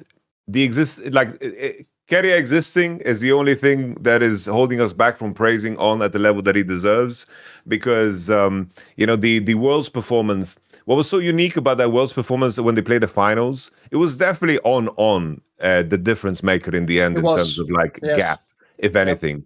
But what was so unique about that Worlds was that every support walked into that Worlds expecting to play a Warmog's Armor meta. Yes. And then Keria said nay. Said no. Keria said no and decided to flip the whole script, because that was a world championship with every good support looked bad somehow. Because that same year was, of course, when FlyQuest took Genji to 5 games, and that's what people remember. But I remember how Lehens and Pays were playing. I remember how Lehens played against T1 too. That might be one of his worst series ever, bro. He was in the shit out of it, wasn't he? Yeah. It was atrocious. Just to circle back to the relationship between On and Keria, I think On is the only support that Keria actively takes inspiration from, which is a massive, massive achievement in itself, because everybody looks up to Keria, and rightfully so. But you could clearly see past the first stand run what did Keria do for the first weeks of the split when T1 was not like performing super bad? He was playing the Anivia, he was playing the Camille support. He was trying to adapt that play style and really leaned into. Yeah, the Camille is a classic, isn't it? It's one of the craziest pocket picks ever. Yeah. It's nuts. And now you add Scarlet to the list, like True. That was insane, mate. What the fuck was that? That's nightmare fuel, that game, if you're the other team. Yes, sir. He just plain and simple does it all, and he does it in a way that just exudes confidence. Yes. I have been an ON fan for a very long time, and I think that even though I always like to visit that conversation, it's like, where do they land on like top list?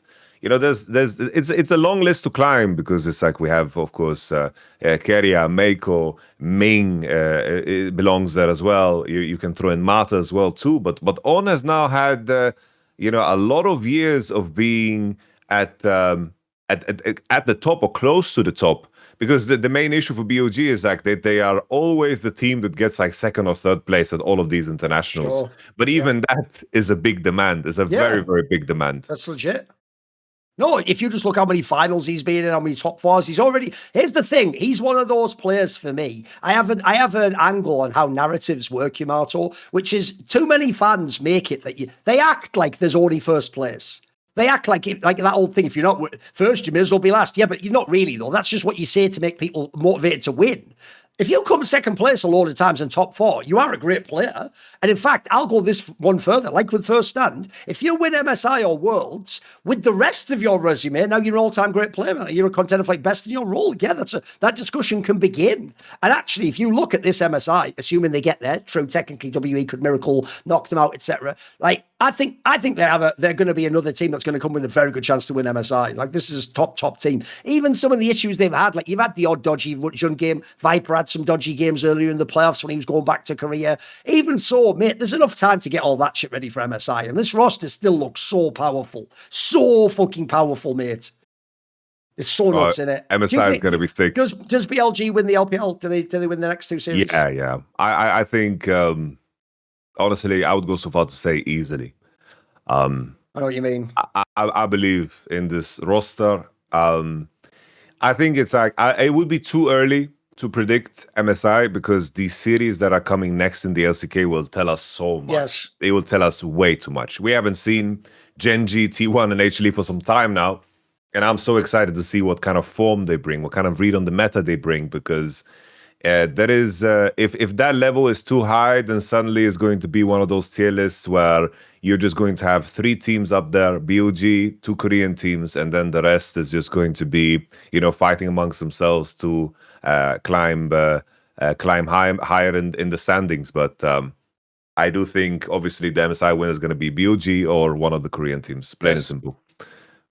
The other fear I have is this: even though I want the final, TES versus BLG, to be a banger, I hope that's going to be a mega match. I'm actually quite worried though, because I do feel like in the same way as Caps does this in his region, mate, if you go into a final, you have to play against Knight. That's a fucking hard mental block to get over. Like, everyone's seen him just carry too many finals. Like, he's got, and if people don't know, he has that stat in his career where like more than half the time he makes the finals. Like, this guy, he is the chosen one. He's too fucking good. So I can't wait for that. And also, yes, the joke of it all is if we end up with it being like BLG and T1 or Gen.G as the second place teams, that plane becomes nightmare fuel for every other fucking region. Like, what's even the point at that point? Like, you may as well just take that as a free boot camp, because you ain't fucking getting out of there. You ain't getting that last spot. You have to play both of them. BLG and G. That would be insane. That would be fucking bonkers. Yeah, here's the thing. Just to get through, you just got to beat Knight and Chovy in BO5s. Like, what shall I do next? Fucking make a pyramid for you in Egypt, you mad fuck. No one knows how to do that. It's impossible. Even fucking G2 didn't just do that, did they? No one can. No one can do that. Obviously, I don't know. Over there. Like, like honestly, the MSI seeding, brother. Like, what are we talking about? Like, how is? What are we doing? No offense. Like CB LOL, LCS. Are we on same level as LPL 1, LCK 1? Just let them seed into the tournament. Like, what are we doing? It's all. I will go the other way. Riot's missed this point, Yamato. They're not being generous by allowing pretending like CB LOL is the same as LCK2. They're being silly. You're already being generous letting CB LOL in the tournament. Let an LCS in the tournament. Like, if Thorin made a tournament, it would be like 4 fucking LCS teams and 4 LCK teams and like 4 LPL teams, mate. I would have 1 team from each other region. Like, I think they're already being like, it's not some diss to the other regions to put both the LPL and LCK teams straight in the tournament. I'd even argue it makes for a better tournament for everyone. Like, don't the other teams want to play against a field that has the absolute best? And that's a great way to prove yourself. If you're G2, you want to play all the best teams. You don't just want to get some bullshit easy win. And so, yeah, it just makes the play-ins a joke. I mean, last year was the biggest example ever. Your play-in is the team that wins the Worlds. T1 at Worlds is a play-in team, are they? They won the fucking tournament. That should be impossible for a play-in team, you cretins. Like, that's absurd. That means that is T1 basically saying you have fucked your whole fucking format up. You are an idiot. You think that the 4th team from Korea has to play, in this case, against the 4th team from LPL, but even so, they're not even as good as, like, what? Team Secret Wales. That's what your tournament format tells me, that Team Secret Wales is better than T1. What are we doing here? I'll be dumb since he doesn't stream anymore. What are we saying, man? What are we saying? I can't even remember the things he says, but I don't know. Zen in this game, whatever. There you go. Whatever his catchphrases are, we all know them all. It's all good. Anyway, let's do the LCK discussion, shall we? But first, there is one factor we haven't considered, because obviously that's a segue to talk about factor meals, isn't it? Which I will say this, in the same way as actually finally in the LCS, we eating good, aren't we? Even in LEC, we're eating good. People are going to forget this. You had the awesome MKOI G2 series was a 5-gamer. You had the KC G2 finals a 5-gamer. You've had some bangers. In LCK, we're about to talk about what is one of the most exciting road to MSIs maybe ever. It looks fucking amazing. LPL finals is set up to be a banger. Well, you can be eating good in the West as well, and with the top ingredients out there, because they have all those wonderfully sourced ingredients that make up their meals. Their meals are actually like chef crafted, where they don't just have like they bang stuff together. They like think about the design of how they do them. They have all different profiles depending on how you want your diet to be and how varied you want your meals to be. You can switch up what you choose. There's menus online, etc. And then if you want to have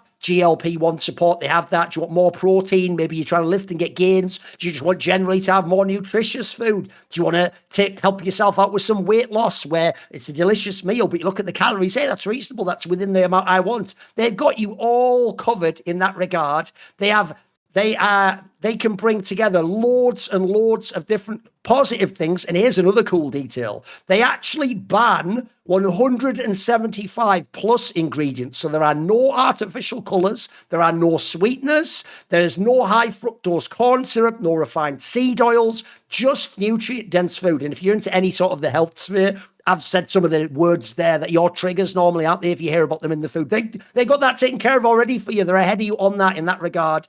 And remember, Factor meals are fresh, never frozen. They come basically chilled and then you choose to pop them in. They have over 100 rotating weekly meals with all different world cuisines involved. And why not try their newly launched ready-to-eat salads with vibrant ingredients like elote corn and miso edamame, those are those beans, plus 70 plus add-ons to round out your nutrition. Could be peanut butter energy bites, could be green juices. And because they come chilled, never frozen, they are ready in 2 minutes. Factor shops, they prep, they cook, they deliver it to your door, so then you have more time to do whatever you would have done in that time, but still have a good meal. So head to factormeals.com/LFN50 off and use code LFN50 off to get 50% off and free daily greens per box with new subscription only while supplies last until the 27th of September 2026. See website for more details. Factormeals.com/LFN50 off. Okay, let's do it. Let's talk about some LCK. This one's more about setting it up, Yamato. Like, look, we can talk a little bit first about the KTD +1 if you want. I do think half of it is like,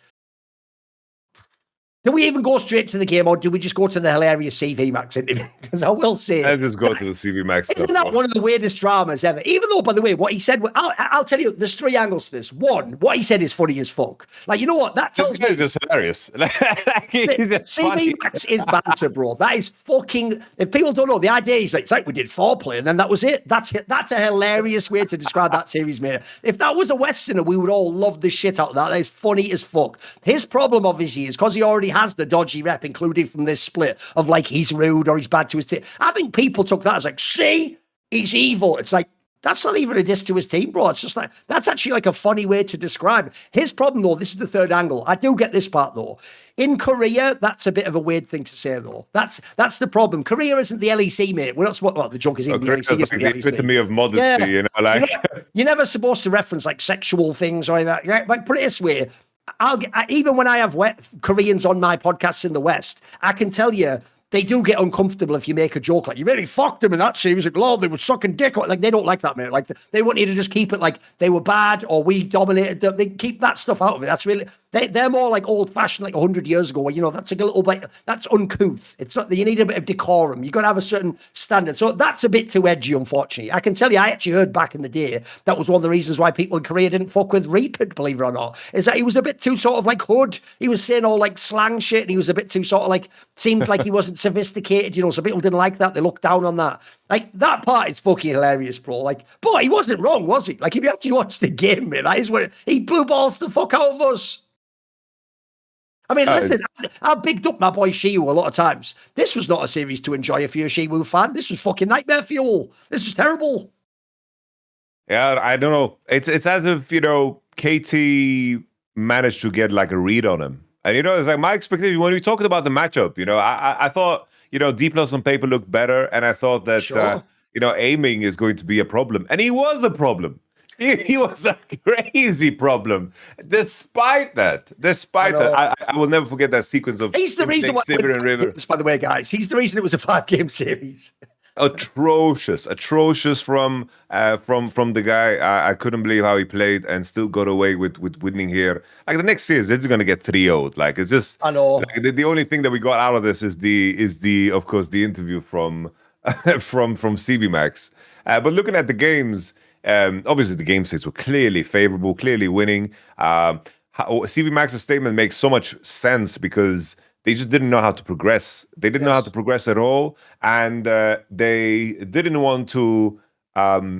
Basically, it's like when you're ahead, you want to create circumstances where the enemy just has lose decisions to make through and through. Either they have to face check into you or give up the Nasher. You need to play around with them to invite fights that are favorable to you. And if they are not going to take those fights, you need to make sure that you take their jungle. You, of course, take the objectives, and then you snowball the game. But every time, in terms of the push and pull, they could never do it in a way that was good. Their solo laners, like I talked about how Casey is good at moving into mid, their solo laners just lingered around sides for too long, where they were focusing on their own CS. Because in the end, a common mistake is people farm, but often people don't know why they farm.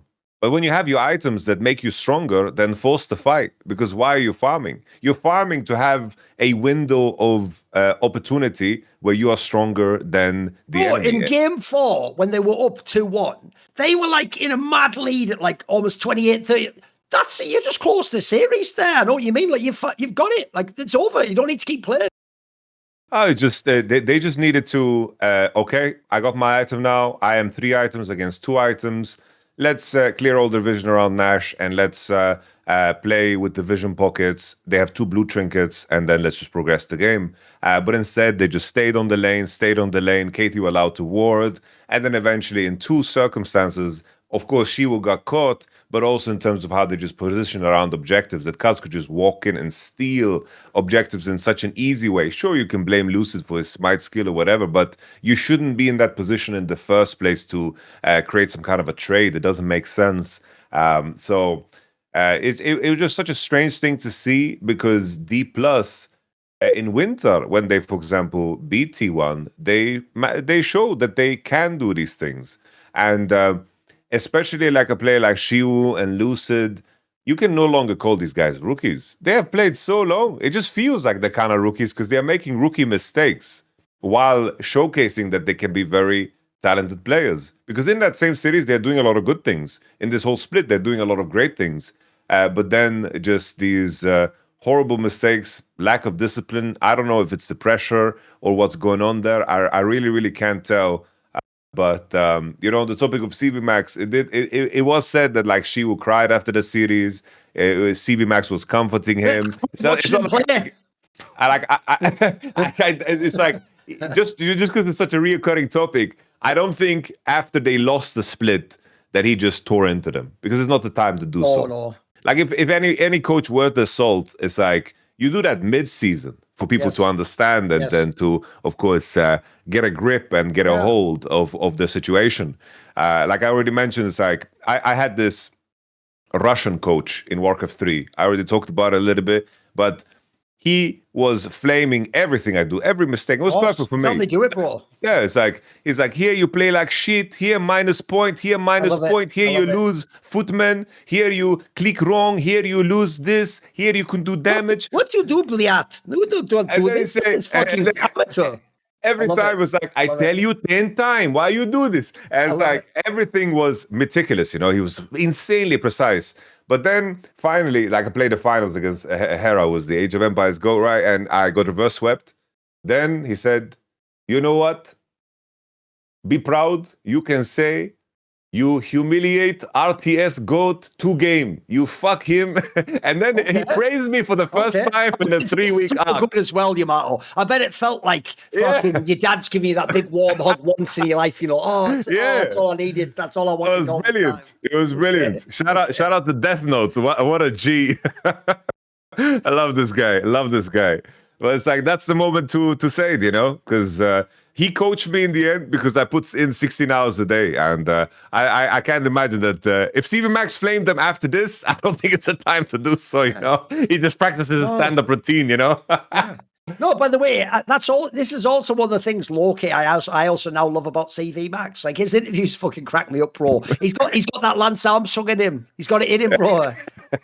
He's got that Lance. He's got that. If you don't know, by the way, actually, I'll tell you this. I don't know if I've ever mentioned this on League of Legends before. This will be funny. You'll enjoy this, Yamato. I'm going to show you something that is so fucking. It is so weird. You're going to see where I'm going with this. Where like me and cvMax, I always liked him anyway for the recruitment, but we have a thing that basically is really crazy, bro. Let me just find it for you. One time in CS, this is actually from Counter-Strike, believe it or not. This is going to actually fry you. You're going to think I have photoshopped this. And I promise you, Yamato, I haven't. This is how it was found on the internet, this exact graphic. I'm going to post it in the chat here, right? But I'll post it in the second after I give you the preamble, so you can't like react immediately. Okay. All I'm going to say is there's like a classic painting that is used to use a term that we don't even use in English anymore. The term is cacoethes. Apparently, it's from the 16th century. Listen to this. And it means the irresistible urge to do something inadvisable. So get ready. The joke is, people obviously were saying that's like what I have on Twitter, because I'm the guy where it's like, send tweet. Like, I just do that. I'm Hylissang. I send everything, bro. I see angles that don't exist. And obviously my problem is I'm not actually evil. I just have that irresistible urge. Like, I'm the one who can't help but prod people, you know, right? This is going to be crazy to you, Yamato, because this image is the image. We didn't make this. This is the image online for the term cacoethes. Look at the medieval painting behind. This is mental, bro. It literally looks like me. Please show this on stream. It is mental. This was a classic by the number 7. That is insane, Yamato. That actually looks like I have photoshopped myself. Like this looks like... Those fucking it's crazy work, isn't it? That's how you know God exists, bro. That is some like the universe meant me to be born to be this shit at Twitter. That is unbelievable, mate. Show it on stream, please. It is actually fucking mental, isn't it? That should just be me from the Middle Ages. That is insane. How can that be? Wait a second, I've got to go this way. Is it this way? I've got to go wait there. Yeah, there we go. It's like it's too much. And anyway, cvMax has that, bro. He has the same sickness I do. He can't help but say the straight fire shit that gets you in so much trouble, and then everyone thinks you're evil after that. Like that, he's just got that problem, mate. It's there. It's too much. It's too much, bro. It's nuts in it. Also, low key, I need to check my family tree. Was that guy, whoever that was based on, that was just my ancestor, wasn't it? Like, come on. My ancestor was some jester in the Middle Ages, like, listen, YamatoCannon's ancestor. What do you think about this? And then YamatoCannon's ancestor, like, move on from that cacoethes, move on. So, anyway, let us move on. I'll tell you what's a bomber, Yamato. If you think how the split went, earlier this split, D+ was kind of a cool upset team. KT was the best team earlier this split. in theory, this should be the best road to MSI ever. Do you know what the biggest problem with that last series is? Doesn't give me any confidence KT can win now, bro. They should have lost to D+. It's over. I'm sorry, I'm calling it right now. We haven't even seen minute 1 of the game. Gen G is not only going to win, they are going to destroy KT Rolster in this one. Come on. I think this is the type of moment where maybe like Riot should step in, because it's like we are experiencing esports winter, right? It's like they should step in and just save the money on the travel and the hotels of KT. Because this roadshow, like why are they going in? Like, what's the point? James is gonna 3-0 them. It's not gonna be close. I think Gen G is about to break records. Like KT is not in a good form at all. Like they have lost it completely ever since HLE punched them in the mouth, and there's very little to hope. Because it's like, even though BDD is playing good, BDD is not like insane, while Chovy is insane. Like it's just not gonna be enough. This is just just a little bit of preamble here for Gen G KT, and that's it. Bro, this is what's going to be crazy. Because all those matches take place this week, this is what we get to watch, boys. On Friday, we watch HLE versus T1.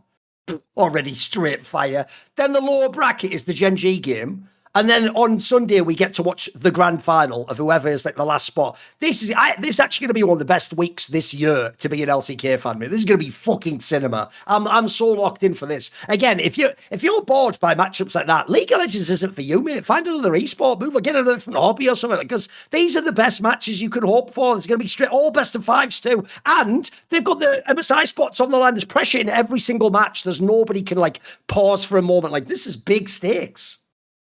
Oh, this is, I think also in terms of the level of the teams, if it wasn't for how the last 3 weeks of the best of 3s panned out, I don't think it would be as hype, but everyone's like peaking and ramping up at the same time. It's like HLE having a great split all through and through, and then T1 and Gen G beating them in 2-1 series. That's like as much as you can hope for, because you can easily make arguments for each team why they could be the best LCK team currently. Easily you can make those arguments. But I have to say, go on. Who are you picking? I have to say, where you going? I'm picking T1 and Gen G. It's just, I just can't. I can't. I think Gen G is beating whoever comes. Okay. And I think just owner and carrier, they're gonna get the job done. I also think that Pays and carrier are just laning too damn well. They're laning too damn well, and there's this macro shift that has happened, that around 8 to 9 minutes, around grub timers, we see this common swap theme happening. And I think that is something that can really remove some of the Zeus strength he has over Doran. So I'm thinking T1 Gen G. That's just where I'm at, man. Here's the problem. I do think on paper, if you ignore pressure in the playoffs, it would actually be Hanwha Life and Gen G, in my opinion. Those are the two teams that look like they can consistently play the highest level of league. Like the saddest part about Hanwha Life is you actually are the best team in the world right now. It just looks like it. You've looked awesome. Your problem is you're going to have to, first of all, play T1. If you lose it, you have to play Gen G. That's a really rough draw. And I know what you mean, because here's the thing. Even though I do think if you look at the split, Hanwha Life split better than T1, there's always that fear with T1 that they have the clutch factor. And if there's one thing you don't want to see coming into a massive pressure match, Yamato, against T1, it's Carrier playing some of the best games I've ever seen him play. Like I just said earlier, mate, that Locks game he played. Oh, wait a minute, am I misremembering something? What am I thinking of here? What was the Carrier Locks play I'm thinking of? It is Carrier, right? I'm thinking of. What am I thinking of? Yeah, there was a Lux game where like he was just predict Q flashing 2 targets. I think it was one of the games. It was a month ago that he played this. It was the one where if you didn't see it, bro, you have never seen a support Lux play this aggressive. He is like diving in and landing everything. He is like predicting where people are under tower. Oh, it's unbelievable, mate. I think I actually saw the clip on your channel, bro. I think it was actually you had this clip on your shorts or something. Yeah. It's genuine. Bear in mind, we already know Carrier for a Mithril of the champions. He is so fucking good, this split, bro. Like, he's actually back to his best. He's unreal. Nobody can... But here's the real problem. If you are Delight, if you are fucking Duro, you're good players too, mate. But you ain't Carrier. No one's Carrier, mate. That's the gap right there. Yes, sir.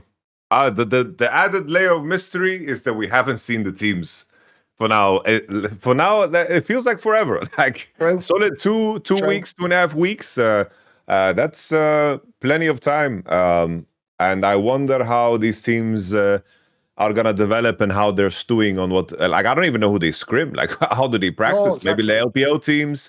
Because when I was in LCK, probably played the LCK Challenger team as well. Yeah, because when I was in LCK, it was a drag to scrim the LPL teams because there was always connection issues. They had to use VPNs, and then you had to connect to that, and it was always complicated. So I wonder how they piece that together too. I wonder because this prep towards Road to MSI is very similar to like a Worlds prep in that sense, where everything happens on the same weekend. They all play against each other, and that adds another deeper layer of mystery for sure. I'm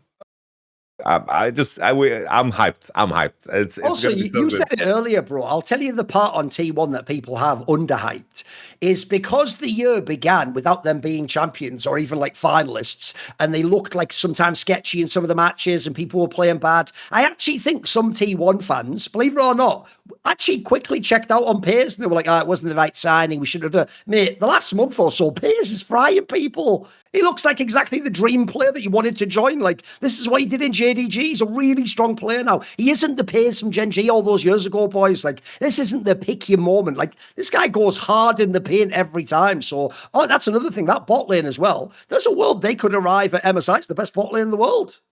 Yeah. In terms of laning, I would say yes. In comparison to some of the other forms of the legend, it's like Gumayusi had the best split for sure, if you count everything. Yes. But if you only count the last 2 weeks, I think Perkz was above and beyond.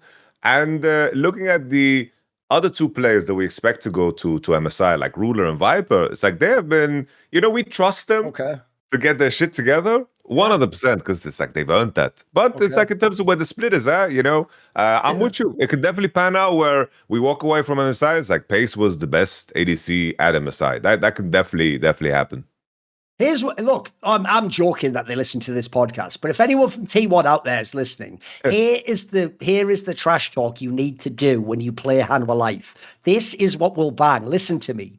I need someone from T1 to do the old, like, fucking, the bait and switch. You need to sound like you're complimenting Zeus and Gumayusi, and then it turns into a diss at the end. Here's what you say. You say, it's going to be beautiful to play against Hanwha Life, because if I can rely on anything, it's that Zeus and Gumayusi are going to take T1 to another MSI.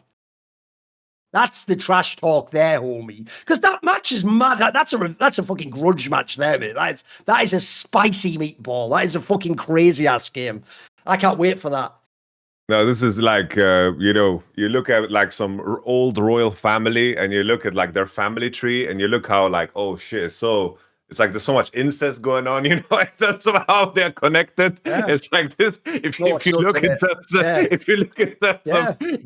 how the past is connected with all of the players here, it's absolutely crazy. Doran was on HLE, and you have Gumayusi and Zeus and Kanawi. We talked about top esports and that Demons against T1. That was Kanawi's Demons against T1. Even on JDG, it's like the narratives are endless. They are absolutely endless. I'm going to use that American way that they do it. And I'm going to say, here's what that first match for the first seed is called. That's called the ZOFGK Bowl.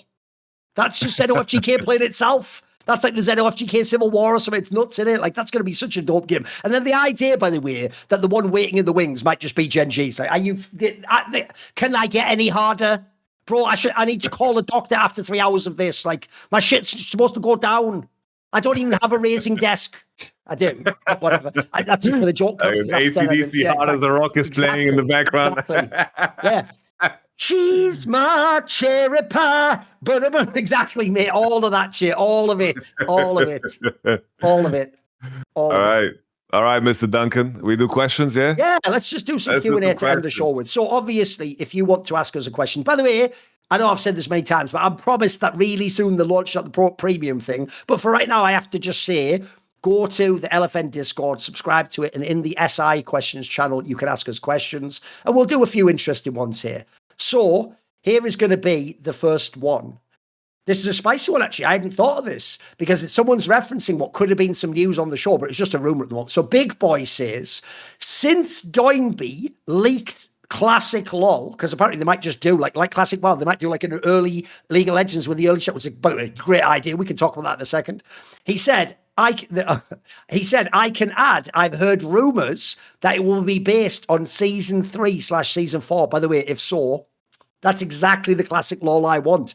I told my Discord, as a quick aside, if I think of what classic LOL should be, it should be LOL in the early days, before all those champions that warped the game. It shouldn't be like Echo and Soy and Kaiser. No. It needs to be like, Garen and fucking Lee Sin and Anivia and all that shit that we used to play back. Every spell can do max 2 things. Exactly. There shouldn't be a world where you can like do Soy jumps all over the place. That was when the game ended for me. That became a different game. So he says, my question is, since Riot was so reluctant to make a classic version for so long, do you think it means that the modern game is losing players and this caused them to change their mind?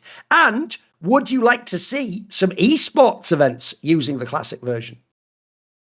I'm all for more things League of Legends. I do think it would be very enticing. I can see the dangers of it. Like if you shouldn't want to deploy it in the peak of League, because you don't want to like split your player base. Like that's a very dangerous thing to do.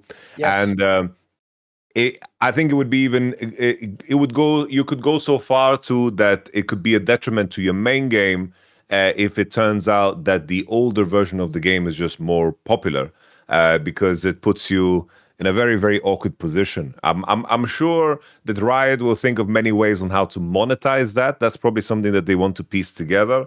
As someone that played the game during those times, because season 3 would be it would be before the whole visual update. So this is like when the game is uglier but more charming, I would say. It looked like an N64 game with all pixels and shit on the screen. Exactly.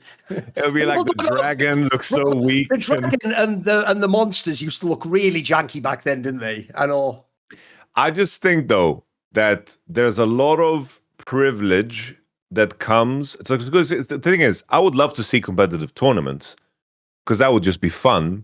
Especially for like us, it's like we watch all of those games when they happen, and to see them with modern players. I would love to like insert Chovy into that world, and it would be fun to see if like how much more they can get out of the game. Because obviously, it's like looking back at some of the plays that happened during that time. If you rewatch them now, like even something as like watching like the Smeb ulting all of G2, like that was not as long ago, but still, when it was like looking at that, it just looks so strange that he's just like in the middle of the lane, and then just like G2 just kind of walk into him. It's like the skill level difference is so big that it would just be insane to watch that. The best players now play in that format. But I do think for the average player, think of the issues that Riot has tried to solve in roles that are deeply unpopular. Those problems are extremely, like even. I'll give you an example. You're immediately thinking, right, of like a support has no gold and he just has walls. Support has no gold, and he gets fried like that if he ever steps forwards. No gold, no item, no XP, no level. You have to buy wards. When everyone else is level 18, it's a nightmare. Like level 1, you buy like 10 wards. That's all your money. You just run around and place them. Jungle is you're just there to like you buy your item, and then your Raptors and your Wolves belong to your mid laner. Like your mid laner is going to be level 16, you're going to be level 12. Like you are Bengi. Like Bengi was didn't farm. He didn't farm, and I wonder how fast the player base would get sick of that, because junglers and supports would hate the game. They just would, plain and simple. No, by the way, first of all, I actually think this is fire. I even said to my Discord, this is one of the best Riot decisions ever. If it's true that that's the era, it sounds like they've even nailed exactly the era I wanted. I even said 2015 on's what I don't want in the game. Like, I think all the modern champions, one of the reasons you don't get the classic champions is something like Garen can barely exist in League of Legends. How can Garen exist in a world where you have like fucking Kaiser and stuff like that? Like, it's impossible, isn't it? So I think it's cool. I'll tell you an angle people haven't thought of. This could actually also, I'll give you an analogy quickly if people don't get this. If you don't know, because StarCraft 2 fell off a lot in Korea and it's small now, a lot of the legends went back to Brood War and they play in a tournament now called ASL that's commented by Tis and Artosis. And it's mega. Flash plays there, Bisu, Jador. Let's do that in League. Let's have the legends come back and play. You know what? Let's have Diamondprox on his Udyr. Let's get Froggen back on the Anivia. Let's have fucking Insect, LEC kicking people. Mad Life Thresh hooks. I want it all, baby. Bring it back. Bring it back. Let's get the double of Fane. Let's have that fucking tumble into a whole team and then have to kite his way out because he's a fucking idiot. He just goes aggressive. Let's get it all back. Let's get everyone back in the game. Expect here, where you at, homie? Where you at? We got a Kassadin with your name written on it. That shit's busted. Messiah, TF, the good TF, bring it back. Let's do a Messiah. Let's see it. I think it's actually one of the best Riot moves they've ever done, mate. It sounds awesome, doesn't it? Okay. Here's a good one. It's actually a pretty funny question. And fair play. I think we're reasonable if we can answer it. Jonas the Cat Pitchard says, listen to this. Do you guys have any takes you know are dog shit but can't help having? Come on, we've all got a weak spot. You got one that's dog shit, you can't help having it. Honestly, like, I don't know how many times. What do you think your worst take is? I don't know.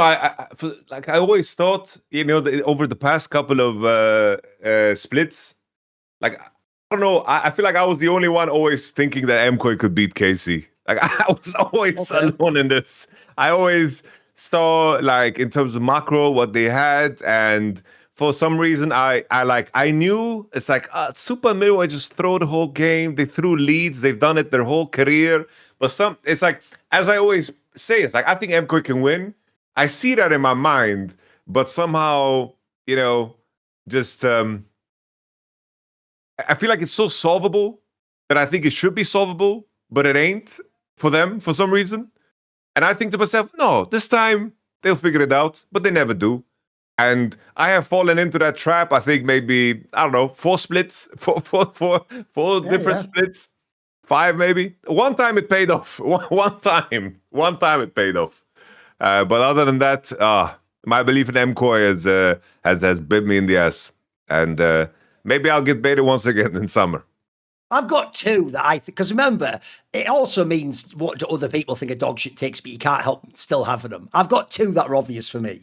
One is, for like about 7 years now, I've just always thought Upset was better than Reckless. Now, to everyone else, that's the worst take ever because he's not even been in the finals, bro. I guess he was in that season 8 finals. What's about it? He gets ass handed to him, 10th place a million times, whereas Reckless, like, basically walked into a million finals and top 3s, and a bad performance was usually go to Worlds. But the other one, similar to the MKOI one, mate, one of the few, if you think it's bad, the TS one, where every time I think TS is finally going to do it against T1, that's once a year. The worst one, I'll fall for it again. I did it this split. I'll do it next split, I promise.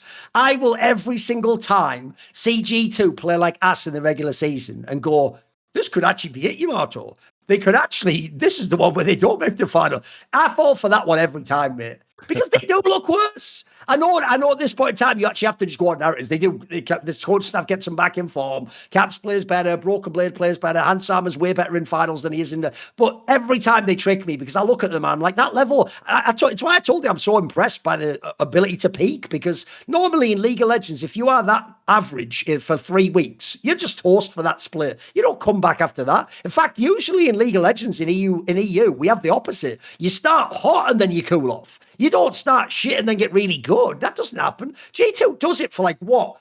I'm going to say something mad like 6 of the last 10 splits or something they've done this. Like, they always make the other teams think they can win. They always trick you. So not only have I fallen for that, I will fall for that again. I promise you. If they do that in summer, I'll be all over them again. Because if you remember the beginning of this split, SkewMond had some dodgy games. You had the fucking games Broken Blade looking at. He was cooked, mate.